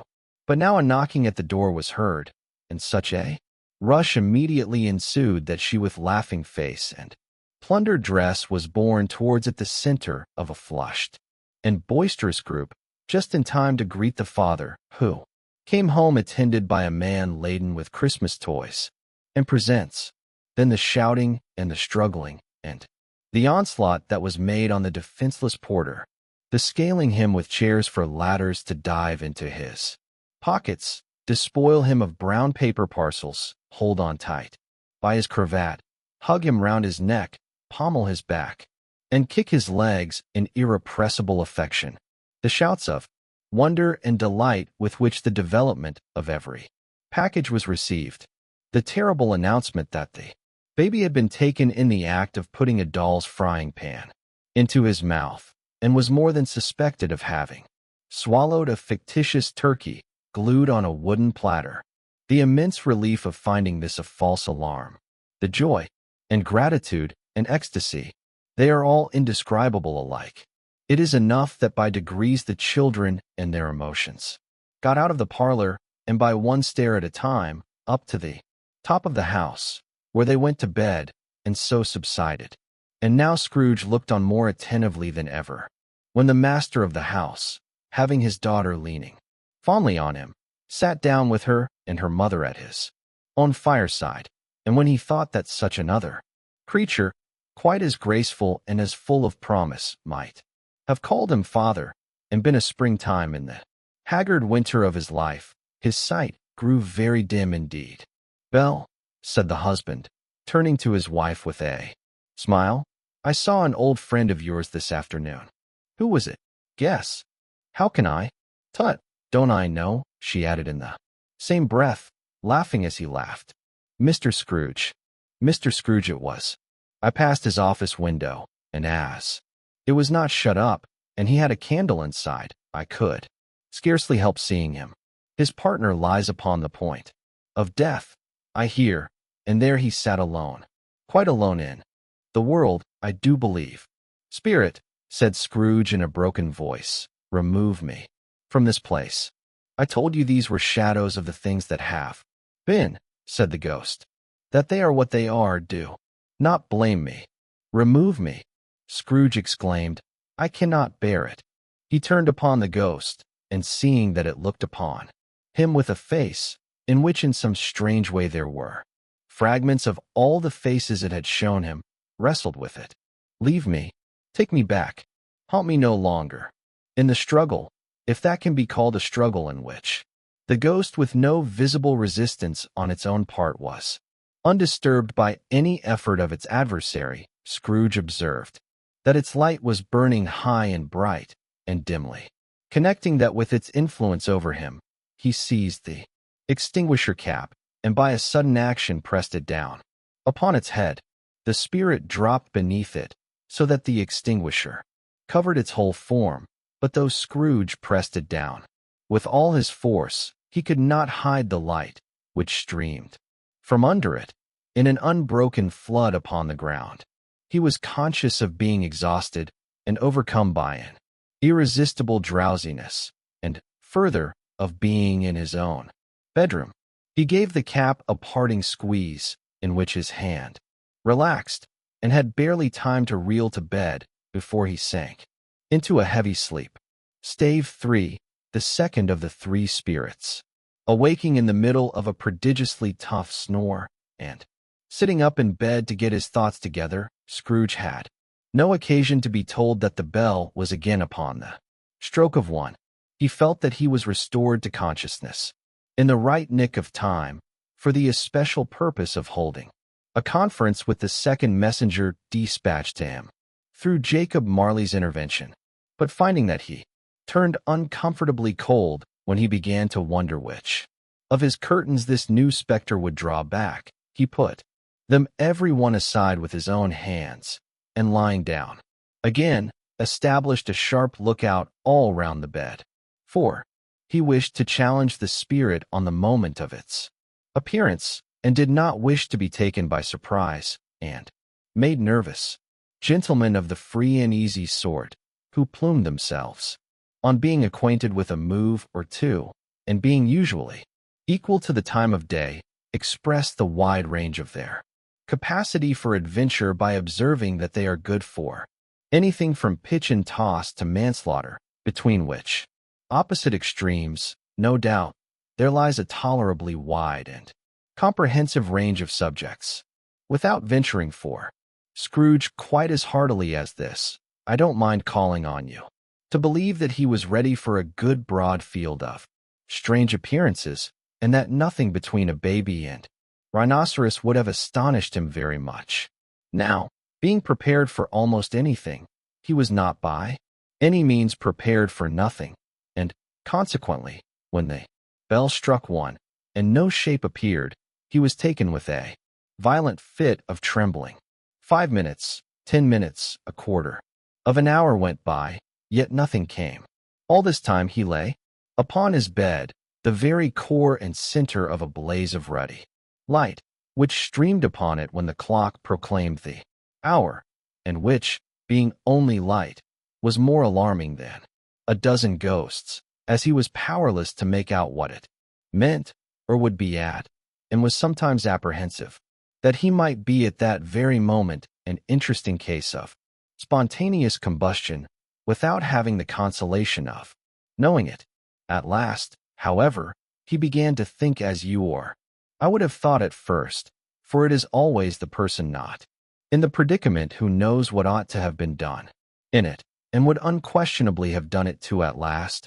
I say, he began to think that the source and secret of this ghostly light might be in the adjoining room, from whence, on further tracing it, it seemed to shine. This idea taking full possession of his mind, he got up softly and shuffled in his slippers to the door. The moment Scrooge's hand was on the lock, a strange voice called him by his name and bade him enter. He obeyed. It was his own room. There was no doubt about that. But it had undergone a surprising transformation. The walls and ceiling were so hung with living green that it looked a perfect grove, from every part of which bright gleaming berries glistened. The crisp leaves of holly, mistletoe, and ivy reflected back the light, as if so many little mirrors had been scattered there, and such a mighty blaze went roaring up the chimney, as that dull petrification of a hearth had never known in Scrooge's time, or Marley's, or for many a winter season gone. Heaped up on the floor to form a kind of throne were turkeys, geese, game, poultry, brawn, great joints of meat, sucking pigs, long wreaths of sausages, mince pies, plum puddings, barrels of oysters, red-hot chestnuts, cherry-cheeked apples, juicy oranges, luscious pears, immense twelfth cakes, and seething bowls of punch that made the chamber dim with their delicious steam. And easy, stayed upon this couch, there sat a jolly giant, glorious to see, who bore a glowing torch, in shape not unlike Plenty's horn, and held it up, high up, to shed its light on Scrooge, as he came peeping round the door. "Come in," exclaimed the ghost. "Come in, and know me better, man." Scrooge entered timidly, and hung his head before this spirit. He was not the dogged Scrooge he had been, and, though the spirit's eyes were clear and kind, he did not like to meet them. "I am the ghost of Christmas present," said the spirit. "Look upon me." Scrooge reverently did so. It was clothed in one simple green robe, or mantle, bordered with white fur. This garment hung so loosely on the figure that its capacious breast was bare, as if disdaining to be warded or concealed by any artifice. Its feet, observable beneath the ample folds of the garment, were also bare, and on its head it wore no other covering than a holly wreath, set here and there with shining icicles. Its dark brown curls were long and free as its genial face, its sparkling eye, its open hand, its cheery voice, its unconstrained demeanor, and its joyful air. Girded round its middle was an antique scabbard, but no sword was in it, and the ancient sheath was eaten up with rust. "You have never seen the like of me before," exclaimed the spirit. "Never," Scrooge made answer to it. "Have never walked forth with the younger members of my family, meaning, for I am very young, my elder brothers, born in these later years," pursued the phantom. "I don't think I have," said Scrooge. "I am afraid I have not." "Have you had many brothers, spirit?" "More than 1,800, said the ghost. "A tremendous family to provide for," muttered Scrooge. The ghost of Christmas present rose. "Spirit," said Scrooge submissively, "conduct me where you will. I went forth last night on compulsion, and I learnt a lesson which is working now. Tonight, if you have aught to teach me, let me profit by it. Touch my rope." Scrooge did as he was told, and held it fast. Holly, mistletoe, red berries, ivy, turkeys, geese, game, poultry, brawn, meat, pigs, sausages, oysters, pies, puddings, fruit, and punch, all vanished instantly. So did the room, the fire, the ruddy glow, the hour of night, and they stood in the city streets on Christmas morning, where, for the weather was severe, the people made a rough, but brisk and not unpleasant kind of music in scraping the snow from the pavement in front of their dwellings and from the tops of their houses, whence it was mad delight to the boys to see it come plumping down into the road below and splitting into artificial little snowstorms. The house fronts looked black enough, and the windows blacker, contrasting with the smooth white sheet of snow upon the roofs, and with the dirtier snow upon the ground, which last deposit had been plowed up in deep furrows by the heavy wheels of carts and wagons, furrows that crossed and recrossed each other hundreds of times where the great streets branched off and made intricate channels hard to trace in the thick yellow mud and icy water. The sky was gloomy, and the shortest streets were choked up with a dingy mist, half thawed, half frozen, whose heavier particles descended in a shower of sooty atoms, as if all the chimneys in Great Britain had, by one consent, caught fire and were blazing away to their dear hearts' content. There was nothing very cheerful in the climate or the town, and yet was there an air of cheerfulness abroad that the clearest summer air and brightest summer sun might have endeavored to diffuse in vain. For the people who were shoveling away on the housetops were jovial and full of glee, calling out to one another from the parapets, and now and then exchanging a facetious, snowball better-natured missile far than many a wordy jest, laughing heartily if it went right, and not less heartily if it went wrong. The poulterers' shops were still half open, and the fruiterers were radiant in their glory. There were great, round, pot-bellied baskets of chestnuts, shaped like the waistcoats of jolly old gentlemen, lolling at the doors and tumbling out into the street in their apoplectic opulence. There were ruddy, brown-faced, broad-girthed Spanish onions shining in the fatness of their growth like Spanish friars, and winking from their shelves in wanton slyness at the girls as they went by, and glanced demurely at the hung-up mistletoe.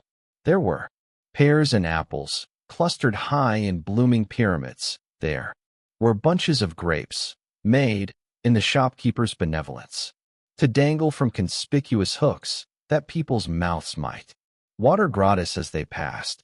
There were piles of filberts, mossy and brown, recalling, in their fragrance, ancient walks among the woods, and pleasant shufflings ankle-deep through withered leaves.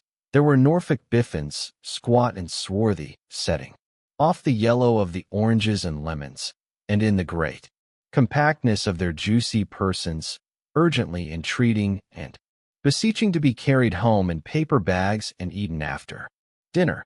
The very gold and silver fish, set forth among these choice fruits in a bowl, though members of a dull and stagnant-blooded race, appeared to know that there was something going on, and, to a fish, went gasping round and round their little world in slow and passionless excitement. The grocers, oh, the grocers, nearly closed, with perhaps 2 shutters down, or 1, but through those gaps such glimpses. It was not alone that the scales descending on the counter made a merry sound, or that the twine and roller parted company so briskly, or that the canisters were rattled up and down like juggling tricks, or even that the blended scents of tea and coffee were so grateful to the nose, or even that the raisins were so plentiful and rare, the almonds so extremely white, the sticks of cinnamon so long and straight, the other spices so delicious, the candied fruits so caked and spotted with molten sugar as to make the coldest lookers-on feel faint and subsequently bilious. Nor was it that the figs were moist and pulpy, or that the French plums blushed in modest tartness from their highly decorated boxes, or that everything was good to eat and in its Christmas dress, but the customers were all so hurried and so eager in the hopeful promise of the day that they tumbled up against each other at the door, crashing their wicker baskets wildly, and left their purchases upon the counter and came running back to fetch them and committed hundreds of the like mistakes in the best humor possible, while the grocer and his people were so frank and fresh that the polished hearts with which they fastened their aprons behind might have been their own, worn outside for general inspection and for Christmas daws, to peck it if they chose. But soon the steeples called good people all to church and chapel, and away they came, flocking through the streets in their best clothes and with their gayest faces.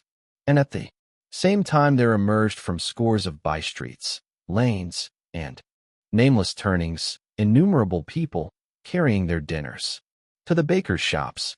The sight of these poor revelers appeared to interest the spirit very much, for he stood with Scrooge beside him in a baker's doorway, and taking off the covers as their bearers passed, sprinkled incense on their dinners from his torch. And it was a very uncommon kind of torch, for once or twice, when there were angry words between some dinner carriers who had jostled each other, he shed a few drops of water on them from it, and their good humor was restored directly, for they said it was a shame to quarrel upon Christmas Day. And so it was. God love it, so it was. In time the bells ceased, and the bakers were shut up, and yet there was a genial shadowing forth of all these dinners, and the progress of their cooking in the thawed blotch of what above each baker's oven, where the pavement smoked as if its stones were cooking too. Is there a peculiar flavor in what you sprinkle from your torch? Asked Scrooge. There is. My own. Would it apply to any kind of dinner on this day? Asked Scrooge. To any kindly given. To a poor one most. Why to a poor one most? Asked Scrooge. Because it needs it most. Spirit, said Scrooge, after a moment's thought, I wonder, you, of all the beings in the many worlds about us, should desire to cramp these people's opportunities of innocent enjoyment. Aye, cried the spirit, you would deprive them of their means of dining every seventh day, often the only day on which they can be said to dine at all, said Scrooge. Wouldn't you? Aye, cried the spirit. You seek to close these places on the seventh day, said Scrooge, and it comes to the same thing. I seek, exclaimed the spirit. Forgive me if I am wrong. It has been done in your name, or at least in that of your family, said Scrooge.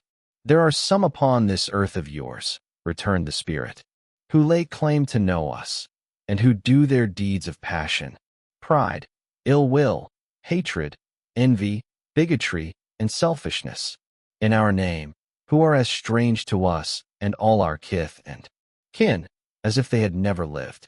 Remember that, and charge their doings on themselves, not us. Scrooge promised that he would, and they went on, invisible, as they had been before, into the suburbs of the town. It was a remarkable quality of the ghost, which Scrooge had observed at the baker's, that notwithstanding his gigantic size, he could accommodate himself to any place with ease, and that he stood beneath a low roof quite as gracefully and like a supernatural creature as it was possible he could have done in any lofty hall. And perhaps it was the pleasure the good spirit had in showing off this power of his, or else it was his own kind, generous, hearty nature, and his sympathy with all poor men, that led him straight to Scrooge's clerks, for there he went, and took Scrooge with him, holding to his robe, and on the threshold of the door the spirit smiled, and stopped, to bless Bob Cratchit's dwelling with the sprinkling of his torch. Think of that. Bob had but 15 bob a week.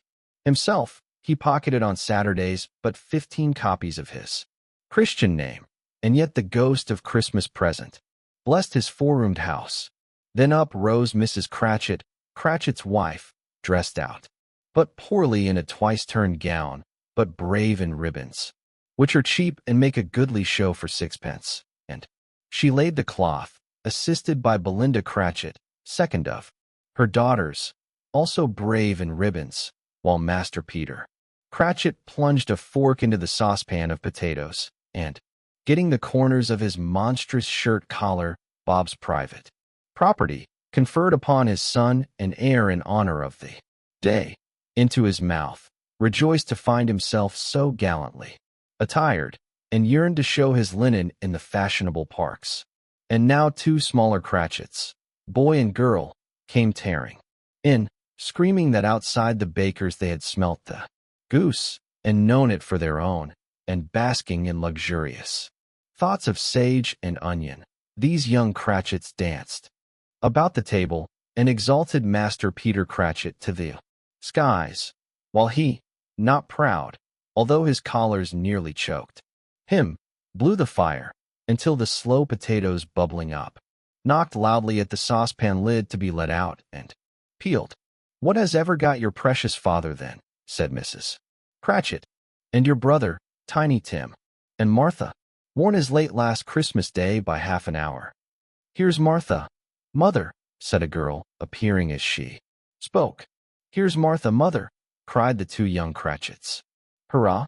There's such a goose, Martha. Why, bless your heart alive, my dear, how late you are," said Mrs. Cratchit, kissing her a dozen times, and taking off her shawl and bonnet for her with officious zeal. "We'd a deal of work to finish up last night," replied the girl, "and had to clear away this morning, mother." "Well, never mind so long as you are come," said Mrs. Cratchit. "Sit ye down before the fire, my dear, and have a warm, Lord bless ye." "No, no, there's father coming," cried the 2 young Cratchits, who were everywhere at once. "Hide, Martha, hide." So Martha hid herself, and in came little Bob, the father, with at least 3 feet of comforter exclusive of the fringe, hanging down before him, and his threadbare clothes darned up and brushed to look seasonable, and Tiny Tim upon his shoulder. Alas for Tiny Tim, he bore a little crutch, and had his limbs supported by an iron frame. "Why, where's our Martha?" cried Bob Cratchit, looking round. "Not coming," said Mrs. Cratchit. "Not coming," said Bob, with a sudden declension in his high spirits, for he had been Tim's blood horse all the way from church, and had come home rampant. "Not coming. Upon Christmas Day." Martha didn't like to see him disappointed, if it were only in joke, so she came out prematurely from behind the closet door, and ran into his arms, while the 2 young Cratchits hustled Tiny Tim and bore him off into the wash-house, that he might hear the pudding singing in the copper. "And how did little Tim behave?" asked Mrs. Cratchit, when she had rallied Bob on his credulity, and Bob had hugged his daughter to his heart's content. "As good as gold," said Bob, "and better. Somehow he gets thoughtful, sitting by himself so much, and thinks the strangest things you ever heard. He told me, coming home, that he hoped the people saw him in the church, because he was a cripple, and it might be pleasant to them to remember, upon Christmas Day, who made lame beggars walk and blind men see." Bob's voice was tremulous when he told them this, and trembled more when he said that Tiny Tim was growing strong and hearty. His active little crutch was heard upon the floor, and back came Tiny Tim before another word was spoken, escorted by his brother and sister to his stool before the fire, and while Bob, turning up his cuffs as if, poor fellow they were, capable of being made more shabby, compounded some hot mixture in a jug with gin and lemons, and stirred it round, and put it on the hob to simmer, Master Peter and the 2 ubiquitous young Cratchits went to fetch the goose, with which they soon returned in high procession. Such a bustle ensued that you might have thought a goose, the rarest of all birds, a feathered phenomenon, to which a black swan was a matter of course, and in truth it was something very like it in that house. Mrs. Cratchit made the gravy ready beforehand in a little saucepan, hissing hot. Master Peter mashed the potatoes with incredible vigor. Miss Belinda sweetened up the applesauce. Martha dusted the hot plates. Bob took Tiny Tim beside him in a tiny corner at the table. The 2 young Cratchits set chairs for everybody, not forgetting themselves, and mounting guard upon their posts, crammed spoons into their mouths, lest they should shriek for goose before their turn came to be helped. At last the dishes were set on, and grace was said. It was succeeded by a breathless pause, as Mrs.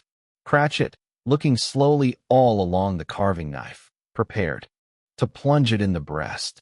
But when she did, and when the long-expected gush of stuffing issued forth, one murmur of delight arose all round the board, and even Tiny Tim, excited by the two young Cratchits, beat on the table with the handle of his knife, and feebly cried, "Hurrah! There never was such a goose." Bob said he didn't believe there ever was such a goose cooked. Its tenderness and flavor, size and cheapness were the themes of universal admiration, eked out by applesauce and mashed potatoes.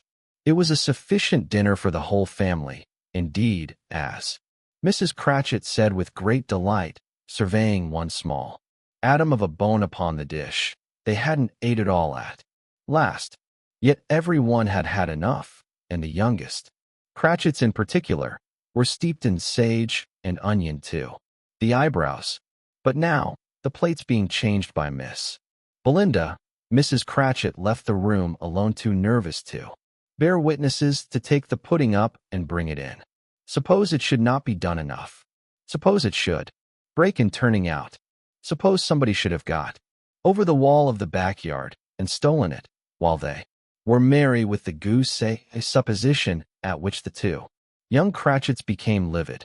All sorts of horrors were supposed. Hello! A great deal of steam. The pudding was out of the copper. A smell like a washing day. That was the cloth. A smell like an eating house and a pastrycook's next door to each other, with a laundress's next door to that. That was the pudding. In half a minute Mrs. Cratchit entered, flushed, but smiling proudly, with the pudding, like a speckled cannonball, so hard and firm, blazing in half a quartern of ignited brandy, and bedight with Christmas holly stuck into the top. Oh, a wonderful pudding! Bob Cratchit said, and calmly, too, that he regarded it as the greatest success achieved by Mrs. Cratchit since their marriage. Mrs. Cratchit said that, now the weight was off her mind. She would confess she had her doubts about the quantity of flour. Everybody had something to say about it, but nobody said or thought it was at all a small pudding for a large family. It would have been flat heresy to do so. Any Cratchit would have blushed to hint at such a thing. At last the dinner was all done, the cloth was cleared, the hearth swept, and the fire made up. The compound in the jug being tasted and considered perfect, apples and oranges were put upon the table, and a shovel full of chestnuts on the fire. Then all the Cratchit family drew round the hearth in what Bob Cratchit called a circle, meaning half a one, and at Bob Cratchit's elbow stood the family display of glass, 2 tumblers, and a custard cup without a handle. These held the hot stuff from the jug, however, as well as golden goblets would have done, and Bob served it out with beaming looks, while the chestnuts on the fire sputtered and cracked noisily. Then Bob proposed, "A Merry Christmas to us all, my dears. God bless us," which all the family re-echoed. "God bless us, everyone," said Tiny Tim, the last of all. He sat very close to his father's side upon his little stool. Bob held his withered little hand in his, as if he loved the child and wished to keep him by his side, and dreaded that he might be taken from him.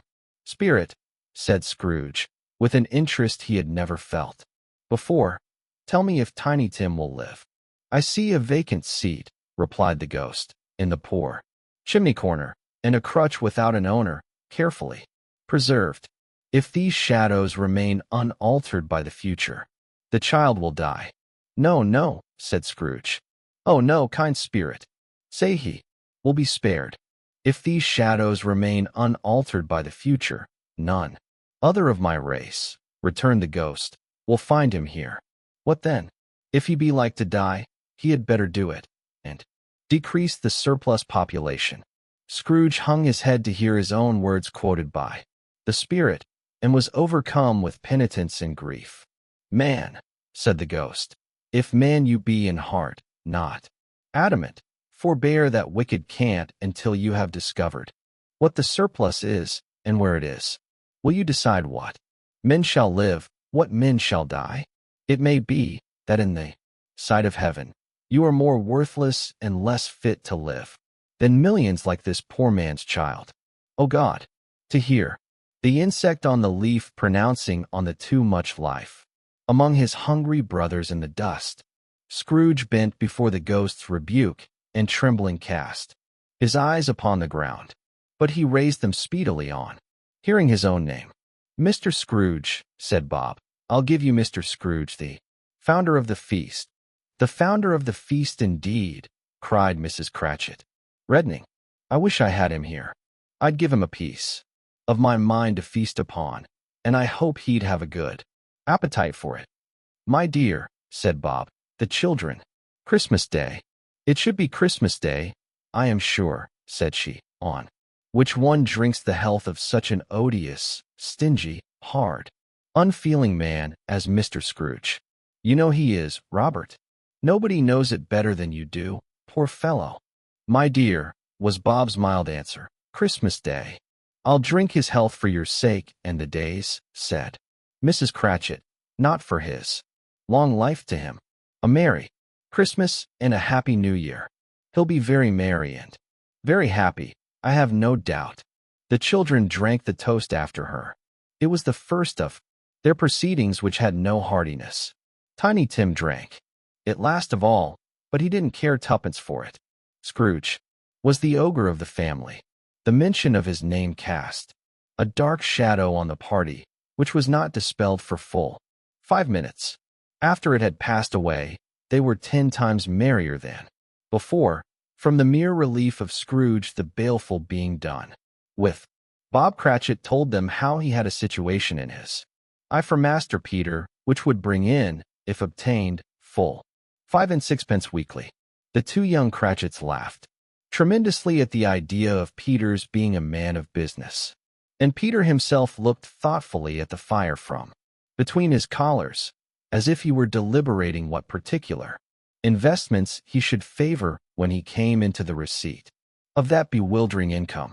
Martha, who was a poor apprentice at a milliner's, then told them what kind of work she had to do, and how many hours she worked at a stretch, and how she meant to lie abed tomorrow morning for a good long rest, tomorrow being a holiday she passed at home. Also how she had seen a countess and a lord some days before, and how the lord was much about as tall as Peter, at which Peter pulled up his collars so high that you couldn't have seen his head if you had been there. All this time the chestnuts and the jug went round and round, and by they had a song about a lost child traveling in the snow, from Tiny Tim, who had a plaintive little voice, and sang it very well indeed. There was nothing of high mark in this. They were not a handsome family. They were not well dressed. Their shoes were far from being waterproof. Their clothes were scanty. And Peter might have known, and very likely did, the inside of a pawnbroker's. But they were happy, grateful, pleased with one another, and contented with the time, and when they faded, and looked happier yet in the bright sprinklings of the spirit's torch at parting, Scrooge had his eye upon them, and especially on Tiny Tim, until the last. By this time it was getting dark and snowing pretty heavily, and as Scrooge and the spirit went along the streets, the brightness of the roaring fires in kitchens, parlors, and all sorts of rooms was wonderful. Here, the flickering of the blaze showed preparations for a cozy dinner, with hot plates baking through and through before the fire, and deep red curtains ready to be drawn to shut out cold and darkness. There all the children of the house were running out into the snow to meet their married sisters, brothers, cousins, uncles, aunts, and be the first to greet them.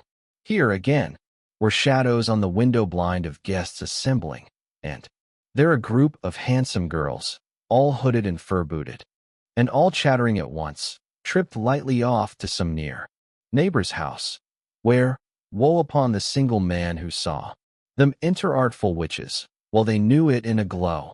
But, if you had judged from the numbers of people on their way to friendly gatherings, you might have thought that no one was at home to give them welcome when they got there, instead of every house expecting company, and piling up its fires half chimney high. Blessings on it, how the ghost exulted, how it bared its breadth of breast, and opened its capacious palm, and floated on, outpouring, with a generous hand, its bright and harmless mirth on everything within its reach. The very lamplighter, who ran on before, dotting the dusky street with specks of light, and who was dressed to spend the evening somewhere, laughed out loudly as the spirit passed, though little kenned the lamplighter that he had any company but Christmas. And now, without a word of warning from the ghost, they stood upon a bleak and desert moor where monstrous masses of rude stone were cast about, as though it were the burial place of giants, and water spread itself wheresoever it listed, or would have done so, but for the frost that held it prisoner. And nothing grew but moss and furze, and coarse rank grass. Down in the west the setting sun had left a streak of fiery red, which glared upon the desolation for an instant, like a sullen eye, and frowning lower, lower yet, was lost in the thick gloom of darkest night. "What place is this?" asked Scrooge. "A place where miners live, who labor in the bowels of the earth," returned the spirit. "But they know me. See." A light shone from the window of a hut, and swiftly they advanced towards it. Passing through the wall of mud and stone, they found a cheerful company assembled round a glowing fire. An old man and woman, with their children and their children's children, and another generation beyond that, all decked out gaily in their holiday attire. The old man, in a voice that seldom rose above the howling of the wind upon the barren waste, was singing them a Christmas song. It had been a very old song when he was a boy, and from time to time they all joined in the chorus. So surely as they raised their voices, the old man got quite blithe and loud, and so surely as they stopped, his vigor sank again. The spirit did not tarry here, but bade Scrooge hold his robe, and passing on above the moor, sped whither? Not to see. To Scrooge's horror, looking back, he saw the last of the land, a frightful range of rocks behind them, and his ears were deafened by the thundering of water as it rolled and roared and raged among the dreadful caverns it had worn, and fiercely tried to undermine the earth, built upon a dismal reef of sunken rocks, some league or so from shore, on which the waters chafed and dashed. The wild year through, there stood a solitary lighthouse. Great heaps of seaweed clung to its base, and storm birds, born of the wind one might suppose, as seaweed of the water, rose and fell about it, like the waves they skimmed. But even here, 2 men who watched the light had made a fire that through the loophole in the thick stone wall shed out a ray of brightness on the awful sea. Joining their horny hands over the rough table at which they sat, they wished each other Merry Christmas in their can of grog, and one of them, the elder, too, with his face all damaged and scarred with hard weather, as the figurehead of an old ship might be, struck up a sturdy song that was like a gale in itself. Again the ghost sped on, above the black and heaving sea, on until, being far away, as he told Scrooge, from any shore, they lighted on a ship. They stood beside the helmsman, at the wheel, the lookout in the bow, the officers who had the watch, dark, ghostly figures in their several stations. But every man among them hummed a Christmas tune, or had a Christmas thought, or spoke below his breath to his companion of some bygone Christmas day, with homeward hopes belonging to it. And every man on board, waking or sleeping, good or bad, had had a kinder word for another on that day than on any day in the year, and had shared, to some extent, in its festivities, and had remembered those he cared for at a distance, and had known that they delighted to remember him. It was a great surprise to Scrooge, while listening to the moaning of the wind, and thinking what a solemn thing it was to move on through the lonely darkness over an unknown abyss, whose depths were secrets as profound as death. It was a great surprise to Scrooge, while thus engaged, to hear a hearty laugh. It was a much greater surprise to Scrooge to recognize it as his own nephew's, and to find himself in a bright, dry, gleaming room, with the spirit standing smiling by his side, and looking at that same nephew with approving affability. "Ha ha!" laughed Scrooge's nephew. "Ha ha ha! If you should happen, by any unlikely chance, to know a man more blessed in a laugh than Scrooge's nephew, all I can say is, I should like to know him too.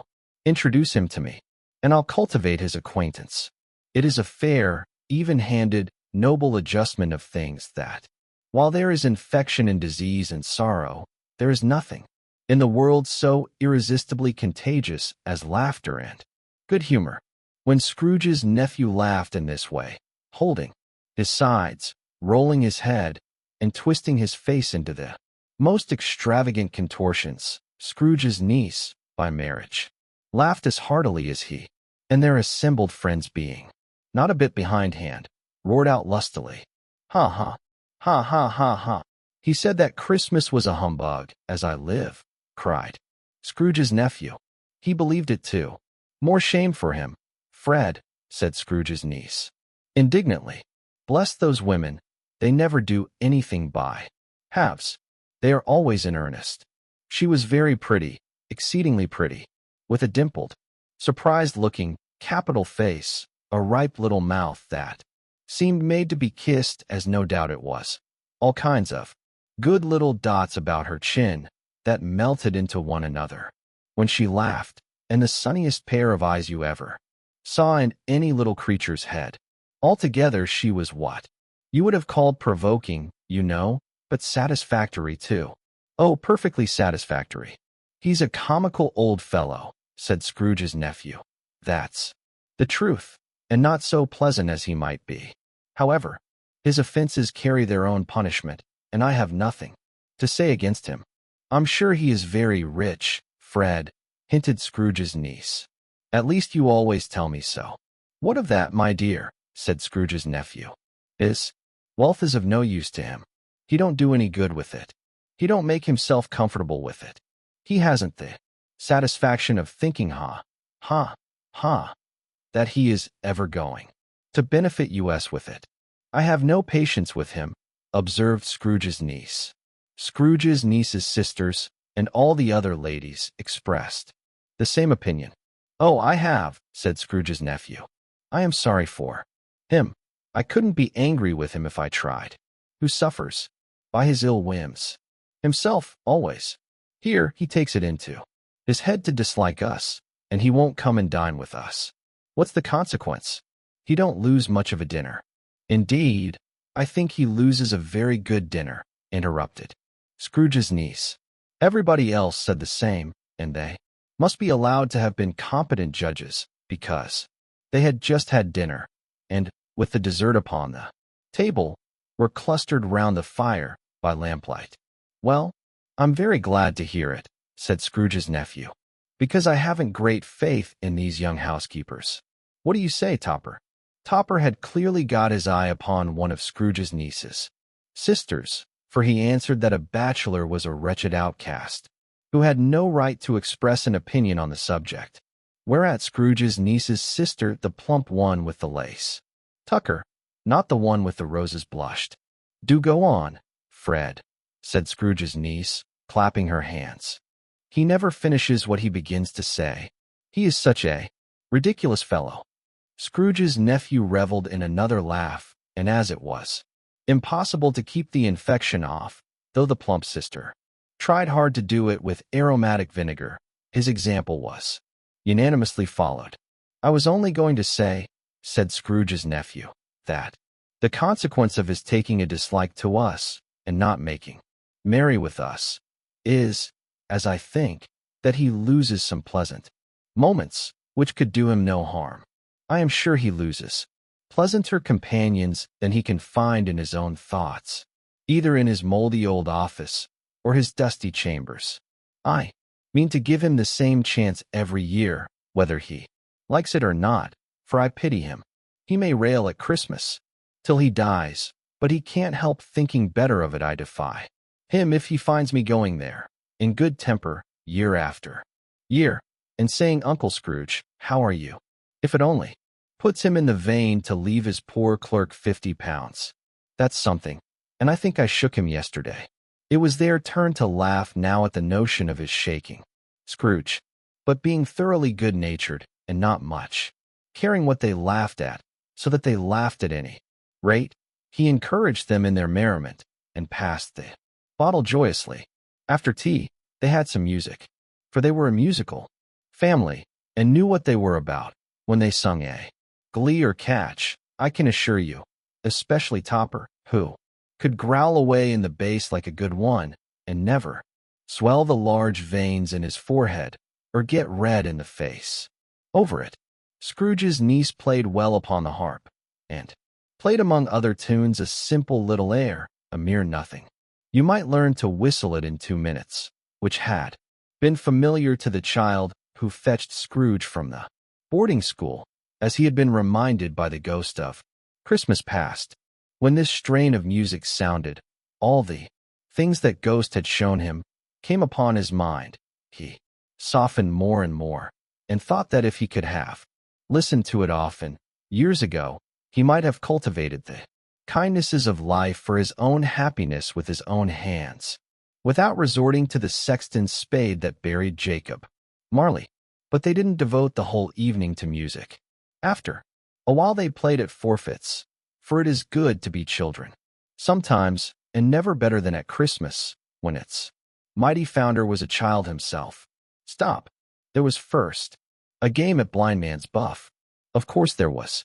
And I no more believe Topper was really blind than I believe he had eyes in his boots. My opinion is that it was a done thing between him and Scrooge's nephew, and that the ghost of Christmas present knew it. The way he went after that plump sister in the lace tucker was an outrage on the credulity of human nature, knocking down the fire irons, tumbling over the chairs, bumping against the piano, smothering himself among the curtains, wherever she went. There went he. He always knew where the plump sister was. He wouldn't catch anybody else. If you had fallen up against him, as some of them did, on purpose, he would have made a feint of endeavoring to seize you, which would have been an affront to your understanding, and would instantly have sidled off in the direction of the plump sister. She often cried out that it wasn't fair, and it really was not. But when at last he caught her, when, in spite of all her silken rustlings and her rapid flutterings past him, he got her into a corner whence there was no escape, then his conduct was the most execrable. For his pretending not to know her, his pretending that it was necessary to touch her head-dress, and further to assure himself of her identity by pressing a certain ring upon her finger and a certain chain about her neck, was vile, monstrous. No doubt she told him her opinion of it, when, another blind man being in office, they were so very confidential together, behind the curtains.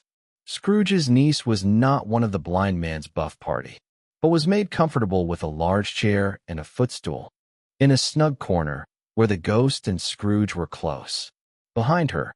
But she joined in the forfeits, and loved her.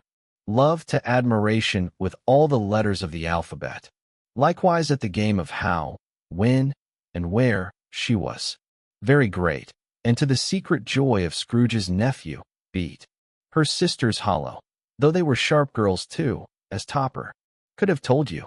There might have been 20 people there, young and old, but they all played, and so did Scrooge, for, wholly forgetting in the interest he had in what was going on, that his voice made no sound in their ears, he sometimes came out with his guess quite loud, and very often guessed quite right too. For the sharpest needle, best Whitechapel, warranted not to cut in the eye, was not sharper than Scrooge, blunt as he took it in his head to be. The ghost was greatly pleased to find him in this mood, and looked upon him with such favor that he begged like a boy to be allowed to stay until the guests departed. But this, the spirit said, could not be done. Here is a new game, said Scrooge. 1/2 hour. Spirit, only one. It was a game called Yes and No, where Scrooge's nephew had to think of something, and the rest must find out what. He only answering to their questions yes or no, as the case was. The brisk fire of questioning to which he was exposed elicited from him that he was thinking of an animal, alive. Animal, rather a disagreeable animal, a savage animal, an animal that growled and grunted sometimes, and talked sometimes, and lived in London, and walked about the streets, and wasn't made a show of, and wasn't led by anybody, and didn't live in a menagerie, and was never killed in a market, and was not a horse, or an ass, or a cow, or a bull, or a tiger, or a dog, or a pig, or a cat, or a bear. At every fresh question that was put to him, this nephew burst into a fresh roar of laughter, and was so inexpressibly tickled that he was obliged to get up off the sofa and stamp. At last, the plump sister, falling into a similar state, cried out, "I have found it out. I know what it is, Fred. I know what it is." "What is it?" cried Fred. "It's your Uncle Scrooge," which it certainly was. Admiration was the universal sentiment, though some objected that the reply to "Is it a bear?" ought to have been yes, inasmuch as an answer in the negative was sufficient to have diverted their thoughts. For Mr. Scrooge, supposing they had ever had any tendency that way, "He has given us plenty of merriment, I am sure," said Fred, "and it would be ungrateful not to drink his health. Here is a glass of mulled wine ready to our hand at the moment, and I say, Uncle Scrooge." "Well, Uncle Scrooge," they cried, "a Merry Christmas and a Happy New Year to the old man, whatever he is," said Scrooge's nephew. "He wouldn't take it from me, but may he have it, nevertheless." Uncle Scrooge. Uncle Scrooge had imperceptibly become so gay and light of heart that he would have pledged the unconscious company in return and thanked them in an inaudible speech, if the ghost had given him time. But the whole scene passed off in the breath of the last words spoken by his nephew, and he and the spirit were again upon their travels. Much they saw, and far they went, and many homes they visited, but always with a happy end. The spirit stood beside sick beds, and they were cheerful on foreign lands, and they were close at home by struggling men, and they were patient in their greater hope by poverty, and it was rich in almshouse, hospital, and jail, in misery's every refuge, where vain man in his little brief authority had not made fast the door and barred the spirit out. He left his blessing and taught Scrooge his precepts. It was a long night, if it were only a night, but Scrooge had his doubts of this, because the Christmas holidays appeared to be condensed into the space of time they passed together. It was strange, too, that while Scrooge remained unaltered in his outward form, the ghost grew older, clearly older. Scrooge had observed this change, but never spoke of it until they left a children's 12th night party, when, looking at the spirit as they stood together in an open place, he noticed that its hair was gray. "Are spirits' lives so short?" asked Scrooge. "My life upon this globe is very brief," replied the ghost. "It ends tonight." "Tonight!" cried Scrooge. "Tonight at midnight. Hark! The time is drawing near." The chimes were ringing the 11:15 at that moment. "Forgive me if I am not justified in what I ask," said Scrooge, looking intently at the spirit's robe, "but I see something strange, and not belonging to yourself, protruding from your skirts. Is it a foot or a claw?"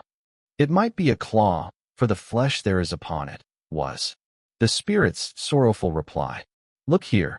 From the foldings of its robe, it brought 2 children, wretched, abject, frightful, hideous, miserable. They knelt down at its feet and clung upon the outside of its garment. "Oh, man, look here. Look, look, down here," exclaimed the ghost. They were a boy and girl, yellow, meager, ragged, scowling, wolfish, but prostrate, too, in their humility, where graceful youth should have filled their features out and touched them with its freshest tints, a stale and shriveled hand, like that of age, had pinched and twisted them and pulled them into shreds. Where angels might have sat, enthroned, devils lurked and glared out menacing. No change, no degradation, no perversion of humanity in any grade.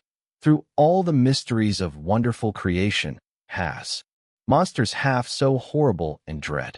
Scrooge started back, appalled, having them shown to him in this way.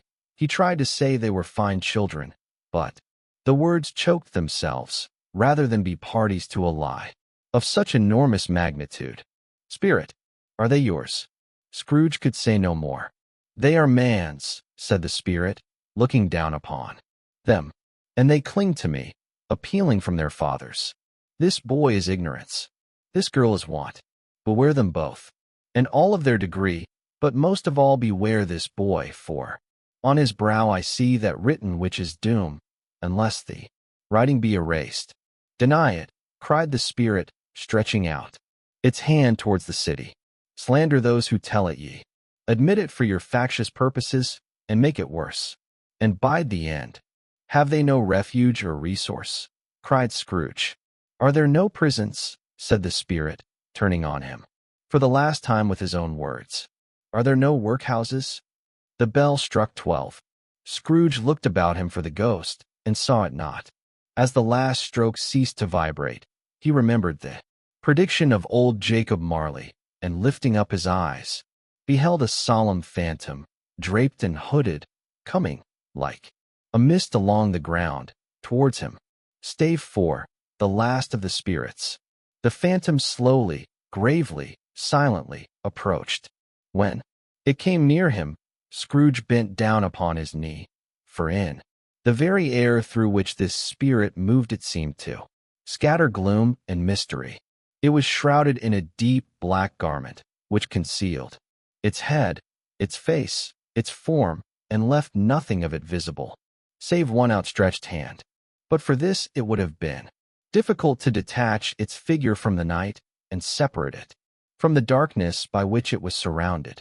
He felt that it was tall and stately when it came beside him, and that its mysterious presence filled him with a solemn dread. He knew no more, for the spirit neither spoke nor moved. I am in the presence of the ghost of Christmas yet too. Come, said Scrooge. The spirit answered not, but pointed onward with its hand. You are about to show me shadows of the things that have not happened, but will happen in the time before us. Scrooge pursued. Is that so, spirit? The upper portion of the garment was contracted for an instant in its folds, as if the spirit had inclined its head. That was the only answer he received, although well used to ghostly company by this time. Scrooge feared the silent shape so much that his legs trembled beneath him, and he found that he could hardly stand when he prepared to follow it. The spirit paused a moment as, observing his condition and giving him time to recover. But Scrooge was all the worse for this. It thrilled him, with a vague, uncertain horror, to know that behind the dusky shroud there were ghostly eyes intently fixed upon him, while he, though he stretched his own to the utmost, could see nothing but a spectral hand and one great heap of black. Ghost of the future, he exclaimed, I fear you more than any specter I have seen. But as I know your purpose is to do me good, and as I hope to live to be another man from what I was, I am prepared to bear you company, and do it with a thankful heart. Will you not speak to me? It gave him no reply. The hand was pointed straight before them. Lead on, said Scrooge. Lead on. The night is waning fast, and it is precious time to me, I know. Lead on, spirit. The phantom moved away as it had come towards him. Scrooge followed in the shadow of its dress, which bore him up, he thought, and carried him along. They scarcely seemed to enter the city, for the city rather seemed to spring up about them and encompass them of its own act. But there they were, in the heart of it, on change, amongst the merchants, who hurried up and down and chinked the money in their pockets, and conversed in groups, and looked at their watches, and trifled thoughtfully with their great gold seals, and so forth, as Scrooge had seen them often. The spirit stopped beside one little knot of businessmen. Observing that the hand was pointed to them, Scrooge advanced to listen to their talk. "No," said a great fat man with a monstrous chin. "I don't know much about it, either way. I only know he's dead." "When did he die?" inquired another. "Last night, I believe." "Why, what was the matter with him?" asked a third, taking a vast quantity of snuff out of a very large snuff-box. "I thought he'd never die." "God knows," said the first, with a yawn. "What has he done with his money?" asked a red-faced gentleman with a pendulous excrescence on the end of his nose that shook like the gills of a turkey-cock. "I haven't heard," said the man with the large chin, yawning again. "Left it to his company, perhaps." "He hasn't. Left it to me. That's all I know." This pleasantry was received with a general laugh. "It's likely to be a very cheap funeral," said the same speaker, "for upon my life I don't know of anybody to go to it. Suppose we make up a party and volunteer?" "I don't mind going if a lunch is provided," observed the gentleman with the excrescence on his nose. "But I must be fed if I make one." Another laugh. "Well, I am the most disinterested among you, after all," said the first speaker, "for I never wear black gloves, and I never eat lunch. But I'll offer to go, if anybody else will. When I come to think of it, I'm not at all sure that I wasn't his most particular friend, for we used to stop and speak whenever we met. Bye-bye." Speakers and listeners strolled away and mixed with other groups. Scrooge knew the men and looked towards the spirit for an explanation. The phantom glided on into a street. Its finger pointed to two persons meeting. Scrooge listened again, thinking that the explanation might lie here. He knew these men also perfectly. They were men of business, very wealthy, and of great importance. He had made a point always of standing well in their esteem in a business point of view. That is, strictly in a business point of view. "How are you?" said one. "How are you?" returned the other. "Well," said the first. "Old Scratch has got his own at last, hey?" "So I am told," returned the second. "Cold, isn't it? Seasonable for Christmas time. You're not a skater, I suppose?" "No, no. Something else to think of. Good morning." Not another word. That was their meeting, their conversation, and their parting. Scrooge was at first inclined to be surprised that the spirit should attach importance to conversations apparently so trivial, but feeling assured that they must have some hidden purpose, he set himself to consider what it was likely to be.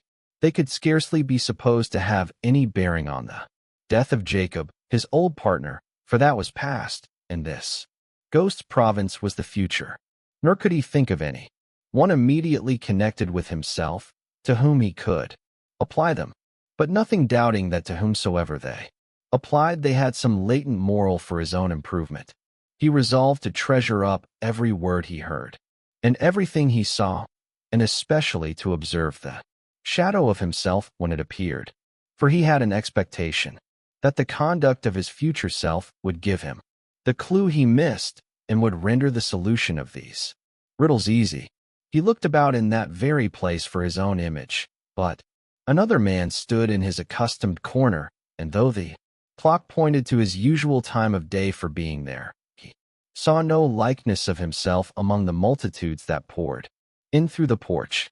It gave him little surprise, however, for he had been revolving in his mind a change of life, and thought and hoped he saw his newborn resolutions carried out in this. Quiet and dark, beside him stood the phantom, with its outstretched hand. When he roused himself from his thoughtful quest, he fancied from the turn of the hand, and its situation in reference to himself, that the unseen eyes were looking at him keenly. It made him shudder and feel very cold. They left the busy scene and went into an obscure part of the town where Scrooge had never penetrated before, although he recognized its situation and its bad repute. The ways were foul and narrow, the shops and houses wretched, the people half-naked, drunken, slipshod, ugly. Alleys and archways, like so many cesspools, disgorged their offenses of smell and dirt and life upon the straggling streets, and the whole quarter reeked with crime, with filth and misery. Far in this den of infamous resort, there was a low-browed, beetling shop below a penthouse roof, where iron, old rags, bottles, bones, and greasy offal were bought. Upon the floor, within, were piled up heaps of rusty keys, nails, chains, hinges, files, scales, weights, and refuse iron of all kinds. Secrets that few would like to scrutinize were bred and hidden in mountains of unseemly rags, masses of corrupted fat, and sepulchres of bones. Sitting in among the wares he dealt in by a charcoal stove made of old bricks was a gray-haired rascal, nearly 70 years of age, who had screened himself from the cold air without by a fussy curtaining of miscellaneous tatters hung upon a line, and smoked his pipe in all the luxury of calm retirement. Scrooge and the phantom came into the presence of this man, just as a woman with a heavy bundle slunk into the shop. But she had scarcely entered when another woman, similarly laden, came in too, and she was closely followed by a man in faded black, who was no less startled by the sight of them than they had been upon the recognition of each other. After a short period of blank astonishment, in which the old man with the pipe had joined them, they all three burst into a laugh. "Let the charwoman alone to be the first," cried she who had entered first. "Let the laundress alone to be the second, and let the undertaker's man alone to be the third. Look, here, old Joe, here's a chance. If we haven't all three met here without meaning it." "You couldn't have met in a better place," said old Joe, removing his pipe from his mouth. "Come into the parlor. You were made free of it long ago, you know, and the other two and strangers. Stop till I shut the door of the shop. Ah, how it squeaks. There ain't such a rusty bit of metal in the place as its own hinges, I believe, and I'm sure there's no such old bones here as mine. Ha! We're all suitable to our calling. We're well matched. Come into the parlor. Come into the parlor." The parlor was the space behind the screen of rags. The old man raked the fire together with an old stair rod, and, having trimmed his smoky lamp, for it was night, with the stem of his pipe, put it in his mouth again. While he did this, the woman who had already spoken threw her bundle on the floor and sat down in a flaunting manner on a stool, crossing her elbows on her knees, and looking with a bold defiance at the other two. "What odds, then? What odds, Mrs. Dilbear?" said the woman. "Every person has a right to take care of themselves. He always did." "That's true indeed," said the laundress. "No man more so. Why then, don't stand staring as if you was afraid. Woman, who's the wiser? We're not going to pick holes in each other's coats, I suppose." "No, indeed," said Mrs. Dilbear and the man together. "We should hope not." "Very well, then," cried the woman. "That's enough. Who's the worse for the loss of a few things like these? Not a dead man, I suppose." "No, indeed," said Mrs. Dilbear, laughing. "If he wanted to keep him after he was dead, a wicked old screw," pursued the woman, "why wasn't he natural in his lifetime? If he had been, he'd have had somebody to look after him when he was struck with death, instead of lying, gasping out his last there, alone by himself." "It's the truest word that ever was spoke," said Mrs. Dilbear. "It's a judgment on him." "I wish it was a little heavier judgment," replied the woman. "And it should have been, you may depend upon it. If I could have laid my hands on anything else. Open that bundle, old Joe, and let me know the value of it. Speak out, plain. I'm not afraid to be the first, nor afraid for them to see it. We know pretty well that we were helping ourselves before we met here, I believe. It's no sin. Open the bundle, Joe." But the gallantry of her friends would not allow of this, and the man in faded black, mounting the breach first, produced his plunder. It was not extensive.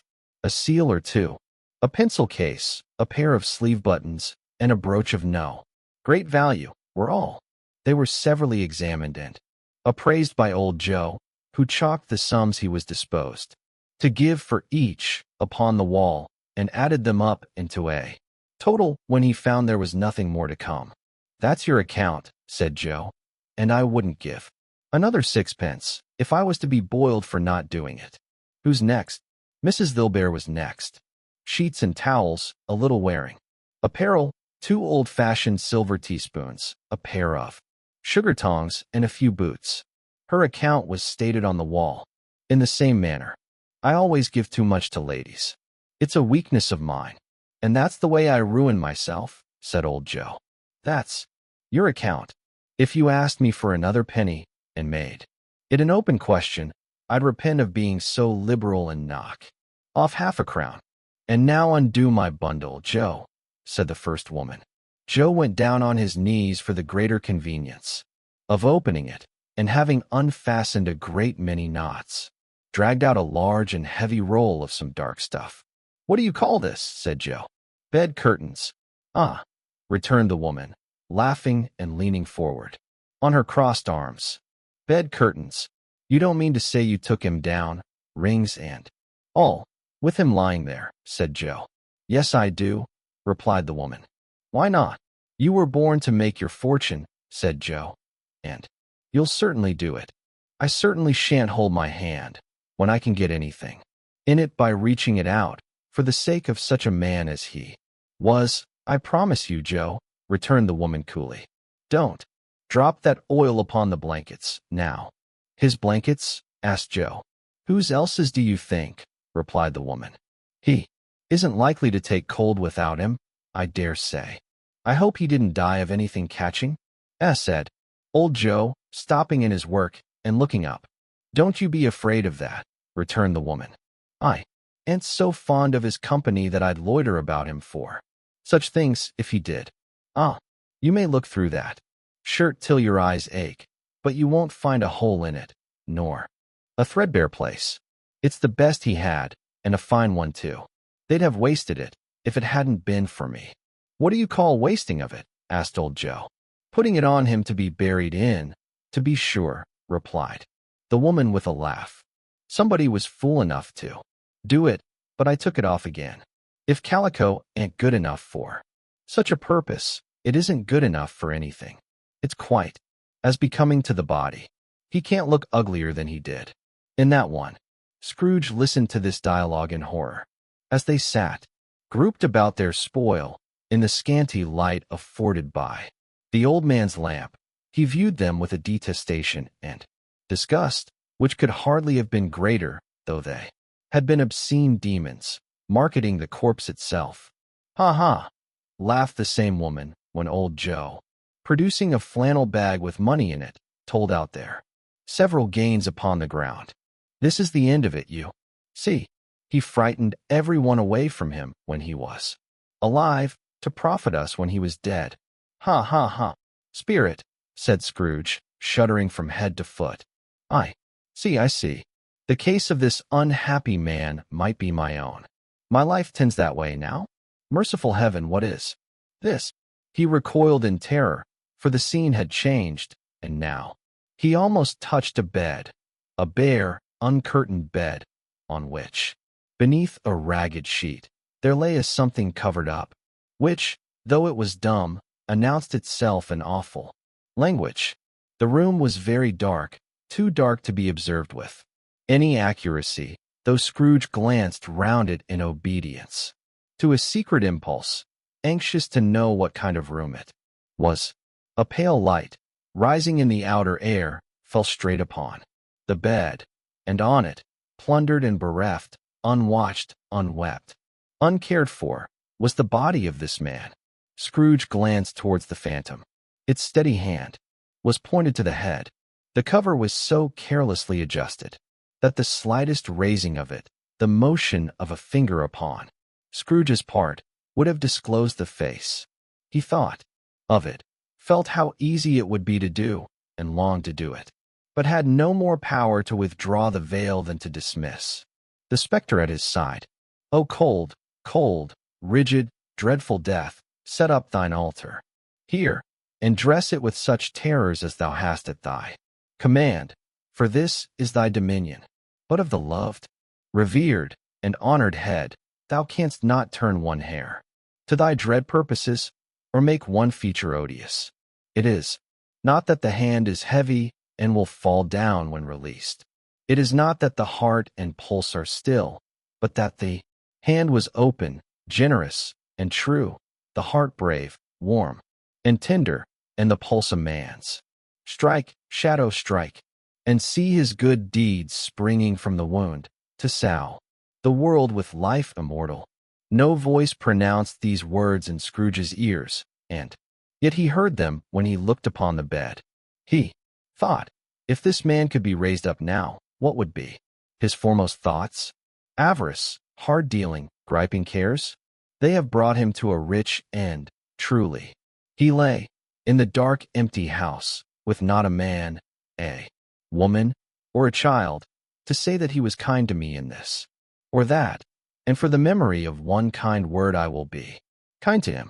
A cat was tearing at the door, and there was a sound of gnawing rats beneath the hearthstone. What they wanted in the room of death, and why they were so restless and disturbed, Scrooge did not dare to think. Spirit, he said, this is a fearful place. In leaving it, I shall not leave its lesson, trust me. Let us go. Still the ghost pointed with an unmoved finger to the head. I understand you, Scrooge returned, and I would do it if I could. But I have not the power, Spirit. I have not the power. Again it seemed to look upon him. If there is any person in the town who feels emotion caused by this man's death, said Scrooge, quite agonized, show that person to me, Spirit, I beseech you. The phantom spread its dark robe before him for a moment, like a wing, and withdrawing it, revealed a room by daylight, where a mother and her children were. She was expecting someone, and with anxious eagerness, for she walked up and down the room, started at every sound, looked out from the window, glanced at the clock, tried, but in vain, to work with her needle, and could hardly hear the voices of the children in their play. At length the long-expected knock was heard. She hurried to the door, and met her husband, a man whose face was careworn and depressed, though he was young. There was a remarkable expression in it now, a kind of serious delight, of which he felt ashamed, and which he struggled to repress. He sat down to the dinner that had been hoarding for him by the fire, and when she asked him faintly what news, which was not until after a long silence, he appeared, embarrassed how to answer. Is it good, she said, or bad? To help him. Bad, he answered. We are quite ruined. No, there is hope yet, Caroline. If he relents, she said, amazed, there is. Nothing is past hope, if such a miracle has happened. He is past relenting, said her husband. He is dead. She was a mild and patient creature if her face spoke truth, but she was thankful in her soul to hear it, and she said so, with clasped hands. She prayed forgiveness the next moment, and was sorry, but the first was the emotion of her heart. What the half-drunken woman whom I told you of last night said to me when I tried to see him and obtain a week's delay, and what I thought was a mere excuse to avoid me, turns out to have been quite true. He was not only very ill, but dying then. To whom will our debt be transferred? I don't know, but before that time we shall be ready with the money, and even though we were not, it would be a bad fortune indeed to find so merciless a creditor in his successor. We may sleep tonight with light hearts, Caroline. Yes, soften it as they would, their hearts were lighter. The children's faces, hushed and clustered round to hear what they so little understood, were brighter, and it was a happier house for this man's death. The only emotion that the ghost could show him, caused by the event, was one of pleasure. Let me see some tenderness connected with a death, said Scrooge, or that dark chamber, spirit, which we left just now, will be forever present to me.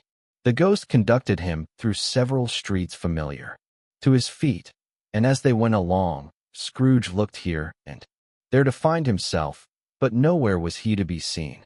They entered poor Bob Cratchit's house, the dwelling he had visited before, and found the mother and the children seated round the fire. Quiet, very quiet. The noisy little Cratchits were as still as statues in one corner, and sat looking up at Peter, who had a book before him. The mother and her daughters were engaged in sewing, but surely they were very quiet. And he took a child, and set him in the midst of them. Where had Scrooge heard those words? He had not dreamed them. The boy must have read them out as he and the spirit crossed the threshold. Why did he not go on? The mother laid her work upon the table, and put her hand up to her face. "The color hurts my eyes," she said. "The color? Ah, poor Tiny Tim." "They're better now again," said Cratchit's wife. "It makes them weak by candlelight, and I wouldn't show weak eyes to your father when he comes home, for the world. It must be near his time. Past it, rather," Peter answered, shutting up his book. "But I think he has walked a little slower than he used these few last evenings, mother." They were very quiet again. At last she said, and in a steady, cheerful voice that only faltered once, "I have known him walk with Tiny Tim upon his shoulder, very fast indeed." "And so have I," cried Peter. "Often." "And so have I," exclaimed another. "So had all. But he was very light to carry," she resumed, intent upon her work. "And his father loved him so that it was no trouble. And there is your father at the door." She hurried out to meet him, and little Bob in his comforter. He had need of it. Poor fellow came in. His tea was ready for him on the hob, and they all tried who should help him to it most. Then the two young Cratchits got upon his knees and laid each child a little cheek against his face, as if they said, "Don't mind it, father. Don't be grieved." Bob was very cheerful with them, and spoke pleasantly to all the family. He looked at the work upon the table, and praised the industry and speed of Mrs. Cratchit and the girls. They would be done long before Sunday, he said. "Sunday? You went today, then, Robert?" said his wife. "Yes, my dear," returned Bob. "I wish you could have gone. It would have done you good to see how green a place it is. But you'll see it often. I promised him that I would walk there on a Sunday." "My little child," cried Bob. "My little child." He broke down all at once. He couldn't help it. If he could have helped it, he and his child would have been farther apart perhaps than they were. He left the room, and went upstairs into the room above, which was lighted cheerfully, and hung with Christmas. There was a chair set close beside the child, and there were signs of someone having been there lately. Poor Bob sat down in it, and when he had thought a little and composed himself, he kissed the little face. He was reconciled to what had happened, and went down again quite happy. They drew about the fire, and talked, the girls and mother working still. Bob told them of the extraordinary kindness of Mr. Scrooge's nephew, whom he had scarcely seen but once, and who, meeting him in the street that day, and seeing that he looked a little, just a little down, you know, said, Bob, inquired what had happened to distress him. On which, said Bob, for he is the pleasantest spoken gentleman you ever heard, I told him, I am heartily sorry for it, Mr. Cratchit, he said, and heartily sorry for your good wife. By the by, how he ever knew that, I don't know. Knew what, my dear? Why, that you were a good wife, replied Bob. Everybody knows that, said Peter. Very well observed, my boy, cried Bob. I hope they do. Heartily sorry, he said, for your good wife. If I can be of service to you in any way, he said, giving me his card, that's where I live. Pray come to me. Now it wasn't, cried Bob, for the sake of anything he might be able to do for us, so much as for his kind way, that this was quite delightful. It really seemed as if he had known our Tiny Tim, and felt with us. I'm sure he's a good soul, said Mrs. Cratchit. You would be surer of it, my dear, returned Bob, if you saw and spoke to him. I shouldn't be at all surprised. Mark what I say. If he got Peter a better situation. Only hear that. Peter, said Mrs. Cratchit. And then, cried one of the girls, Peter will be keeping company with someone and setting up for himself. Get along with you, retorted Peter, grinning. It's just as likely as not, said Bob, one of these days. Though there's plenty of time for that, my dear. But however, and whenever we part from one another, I am sure we shall none of us forget poor Tiny Tim, shall we, or this first parting that there was among us. Never, father, cried they all. And I know, said Bob, I know, my dears, that when we recollect how patient and how mild he was, although he was a little child, we shall not quarrel easily among ourselves, and forget poor Tiny Tim in doing it. No, never, father, they all cried again. I am very happy, said little Bob. I am very happy. Mrs. Cratchit kissed him, his daughters kissed him, the two young Cratchits kissed him, and Peter and himself shook hands. Spirit of Tiny Tim, thy childish essence was from God. Spectre, said Scrooge, something informs me that our parting moment is at hand. I know it, but I know not how. Tell me what man that was whom we saw lying dead. The ghost of Christmas yet to come conveyed him, as before, though at a different time, he thought. Indeed, there seemed no order in these latter visions, save that they were in the future into the resorts of business men, but showed him not himself. Indeed, the spirit did not stay for anything, but went straight on, as to the end just now desired, until besought by Scrooge to tarry for a moment. This court, said Scrooge, through which we hurry now, is where my place of occupation is, and has been for a length of time. I see the house. Let me behold what I shall be in days to come. The spirit stopped. The hand was pointed elsewhere.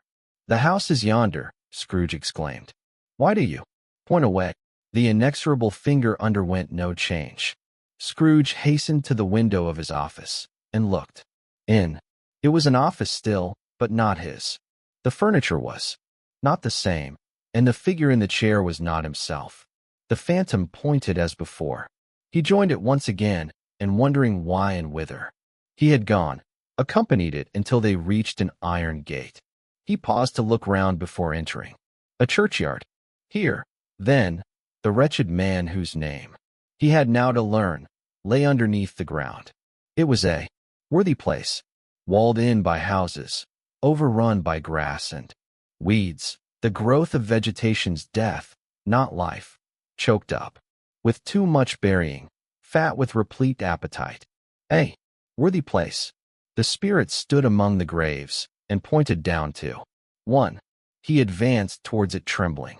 The phantom was exactly as it had been, but he dreaded that he saw new meaning in its solemn shape. Before I draw nearer to that stone to which you point, said Scrooge, answer me one question. Are these the shadows of the things that will be, or are they shadows of things that may be only? Still the ghost pointed downward to the grave by which it stood. Men's courses will foreshadow certain ends, to which, if persevered in, they must lead, said Scrooge. But if the courses be departed from, the ends will change. Say it is. Thus with what you show me. The spirit was immovable as ever. Scrooge crept towards it, trembling as he went, and, following the finger, read upon the stone of the neglected grave his own name, Ebenezer Scrooge. Am I that man who lay upon the bed? He cried, upon his knees. The finger pointed from the grave to him, and back again. No, spirit. Oh, no, no. The finger still was there. Spirit, he cried, tight clutching at its robe. Hear me. I am not the man I was. I will not be the man I must have been but for this intercourse. Why show me this, if I am past all hope? For the first time the hand appeared to shake. Good spirit, he pursued, as down upon the ground he fell before it. Your nature intercedes for me, and pities me. Assure me that I yet may change these shadows you have shown me by an altered life. The kind hand trembled. I will honor Christmas in my heart and try to keep it all the year. I will live in the past, the present, and the future. The spirits of all three shall strive within me. I will not shut out the lessons that they teach. Oh, tell me I may sponge away the writing on this stone. In his agony, he caught the spectral hand. It sought to free itself, but he was strong in his entreaty and detained it. The spirit, stronger yet, repulsed him, holding up his hands in a last prayer to have his fate reversed. He saw an alteration in the phantom's hood and dress. It shrunk, collapsed, and dwindled down into a bedpost. Stave V, the end of it. Yes, and the bedpost was his own. The bed was his own. The room was his own. Best and happiest of all, the time before him was his own, to make amends in. I will live in the past, the present, and the future, Scrooge repeated as he scrambled out of bed. The spirits of all three shall strive within me. O Jacob Marley, heaven and the Christmas time be praised for this. I say it on my knees, old Jacob, on my knees. He was so fluttered and so glowing with his good intentions that his broken voice would scarcely answer to his call. He had been sobbing violently in his conflict with the spirit, and his face was wet with tears. They are not torn down, cried Scrooge, folding one of his bed curtains in his arms. They are not torn down, rings and all. They are here. I am here. The shadows of the things that would have been may be dispelled. They will be. I know they will. His hands were busy with his garments all this time, turning them inside out, putting them on upside down, tearing them, mislaying them, making them parties to every kind of extravagance. I don't know what to do, cried Scrooge, laughing and crying in the same breath, and making a perfect Laocoon of himself with his stockings. I am as light as a feather. I am as happy as an angel. I am as merry as a schoolboy. I am as giddy as a drunken man. A Merry Christmas to everybody. A Happy New Year to all the world. Hello. Here. Whoop. Hello. He had frisked into the sitting room and was now standing there, perfectly winded.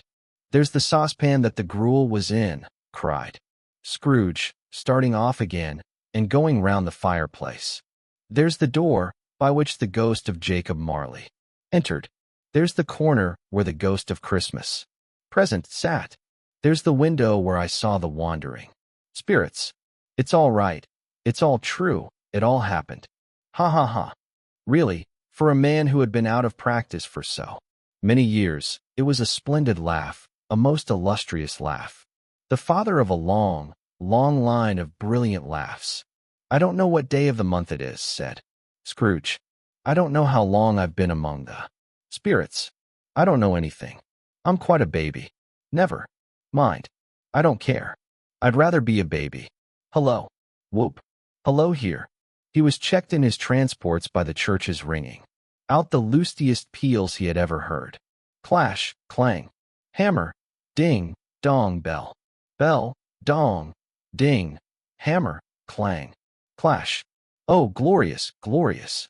Running to the window, he opened it and put out his head. No fog, no mist, clear, bright, jovial, stirring, cold, cold, piping for the blood to dance to, golden sunlight, heavenly sky, sweet fresh air, merry bells. Oh, glorious, glorious. What's today? Cried Scrooge, calling downward to a boy in Sunday clothes, who perhaps had loitered in to look about him. Yach, returned the boy, with all his might of wonder. What's today, my fine fellow? Said Scrooge.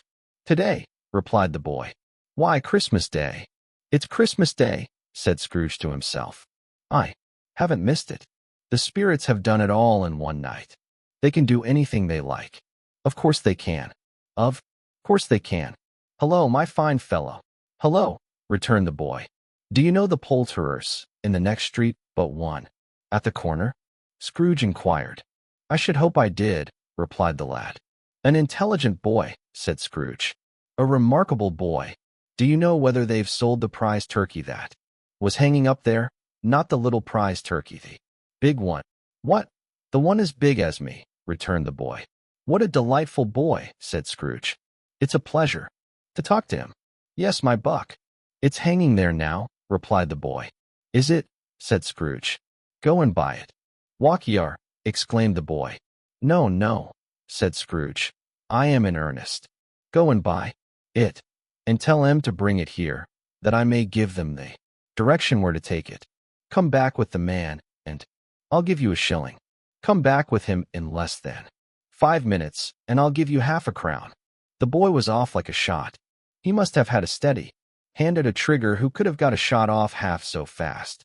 I'll send it to Bob Cratchit's, whispered Scrooge, rubbing his hands and splitting with a laugh. He shan't know who sends it. It's twice the size of Tiny Tim. Joe Miller never made such a joke as sending it to Bob's. Will be. The hand in which he wrote the address was not a steady one, but write it he did, somehow, and went downstairs to open the street door, ready for the coming of the poulterer's man. As he stood there, waiting his arrival, the knocker caught his eye. I shall love it, as long as I live, cried Scrooge, patting it with his hand. I scarcely ever looked at it before. What an honest expression it has in its face. It's a wonderful knocker. Here's the turkey. Hello. Whoop. How are you? Merry Christmas. It was a turkey. He never could have stood upon his legs, that bird. He would have snapped him short off in a minute, like sticks of sealing wax. Why, it's impossible to carry that to Camden Town, said Scrooge. You must have a cab. The chuckle with which he said this, and the chuckle with which he paid for the turkey, and the chuckle with which he paid for the cab, and the chuckle with which he recompensed the boy, were only to be exceeded by the chuckle with which he sat down breathless in his chair again, and chuckled till he cried. Shaving was not an easy task, for his hand continued to shake very much, and shaving requires attention, even when you don't dance while you are at it. But if he had cut the end of his nose off, he would have put a piece of sticking plaster over it, and been quite satisfied. He dressed himself, all in his best, and at last got out into the streets. The people were by this time pouring forth, as he had seen them, with the ghost of Christmas present, and walking with his hands behind him. Scrooge regarded every one with a delighted smile. He looked so irresistibly pleasant, in a word, that 3 or 4 good-humored fellows said, Good morning, sir. A Merry Christmas to you. And Scrooge said often afterwards that of all the blithe sounds he had ever heard, those were the blithest in his ears. He had not gone far, when coming on towards him he beheld the portly gentleman who had walked into his counting-house the day before, and said, Scrooge and Marley's, I believe. It sent a pang across his heart to think how this old gentleman would look upon him when they met, but he knew what path lay straight before him, and he took it. My dear sir, said Scrooge, quickening his pace, and taking the old gentleman by both his hands. How do you do? I hope you succeeded yesterday. It was very kind of you. A Merry Christmas to you, sir. Mr. Scrooge? Yes, said Scrooge. That is my name, and I fear it may not be pleasant to you. Allow me to ask your pardon. And will you have the goodness, here Scrooge whispered in his ear. Lord bless me, cried the gentleman, as if his breath were taken away. My dear Mr. Scrooge, are you serious? If you please, said Scrooge. Not a farthing less. A great many back payments are included in it, I assure you. Will you do me that favor? My dear sir, said the other, shaking hands with him. I don't know what to say to such munify. Don't say anything, please, retorted Scrooge. Come and see me. Will you come and see me? I will, cried the old gentleman, and it was clear he meant to do it. Thank'ee, said Scrooge. I am much obliged to you. I thank you 50 times. Bless you. He went to church, and walked about the streets, and watched the people hurrying to and fro, and patted children on the head, and questioned beggars, and looked down into the kitchens of houses and up to the windows and found that everything could yield him pleasure. He had never dreamed that anything could give him so much happiness. In the afternoon, he turned his steps towards his nephew's house. He passed the door a dozen times before he had the courage to go up and knock. But he made a dash and did it. "Is your master at home, my dear?" said Scrooge to the girl. "Nice girl." "Very." "Yes, sir." "Where is he, my love?" said Scrooge. "He's in the dining room, sir, along with mistress." "I'll show you upstairs, if you please." "Thank ye." "He knows me," said Scrooge, with his hand already on the dining room lock. "I'll go in here, my dear." He turned it gently and sidled his face in round the door.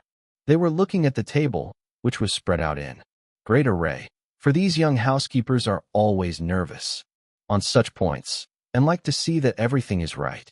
"Fred," said Scrooge, "dear heart alive, how is niece by marriage started?"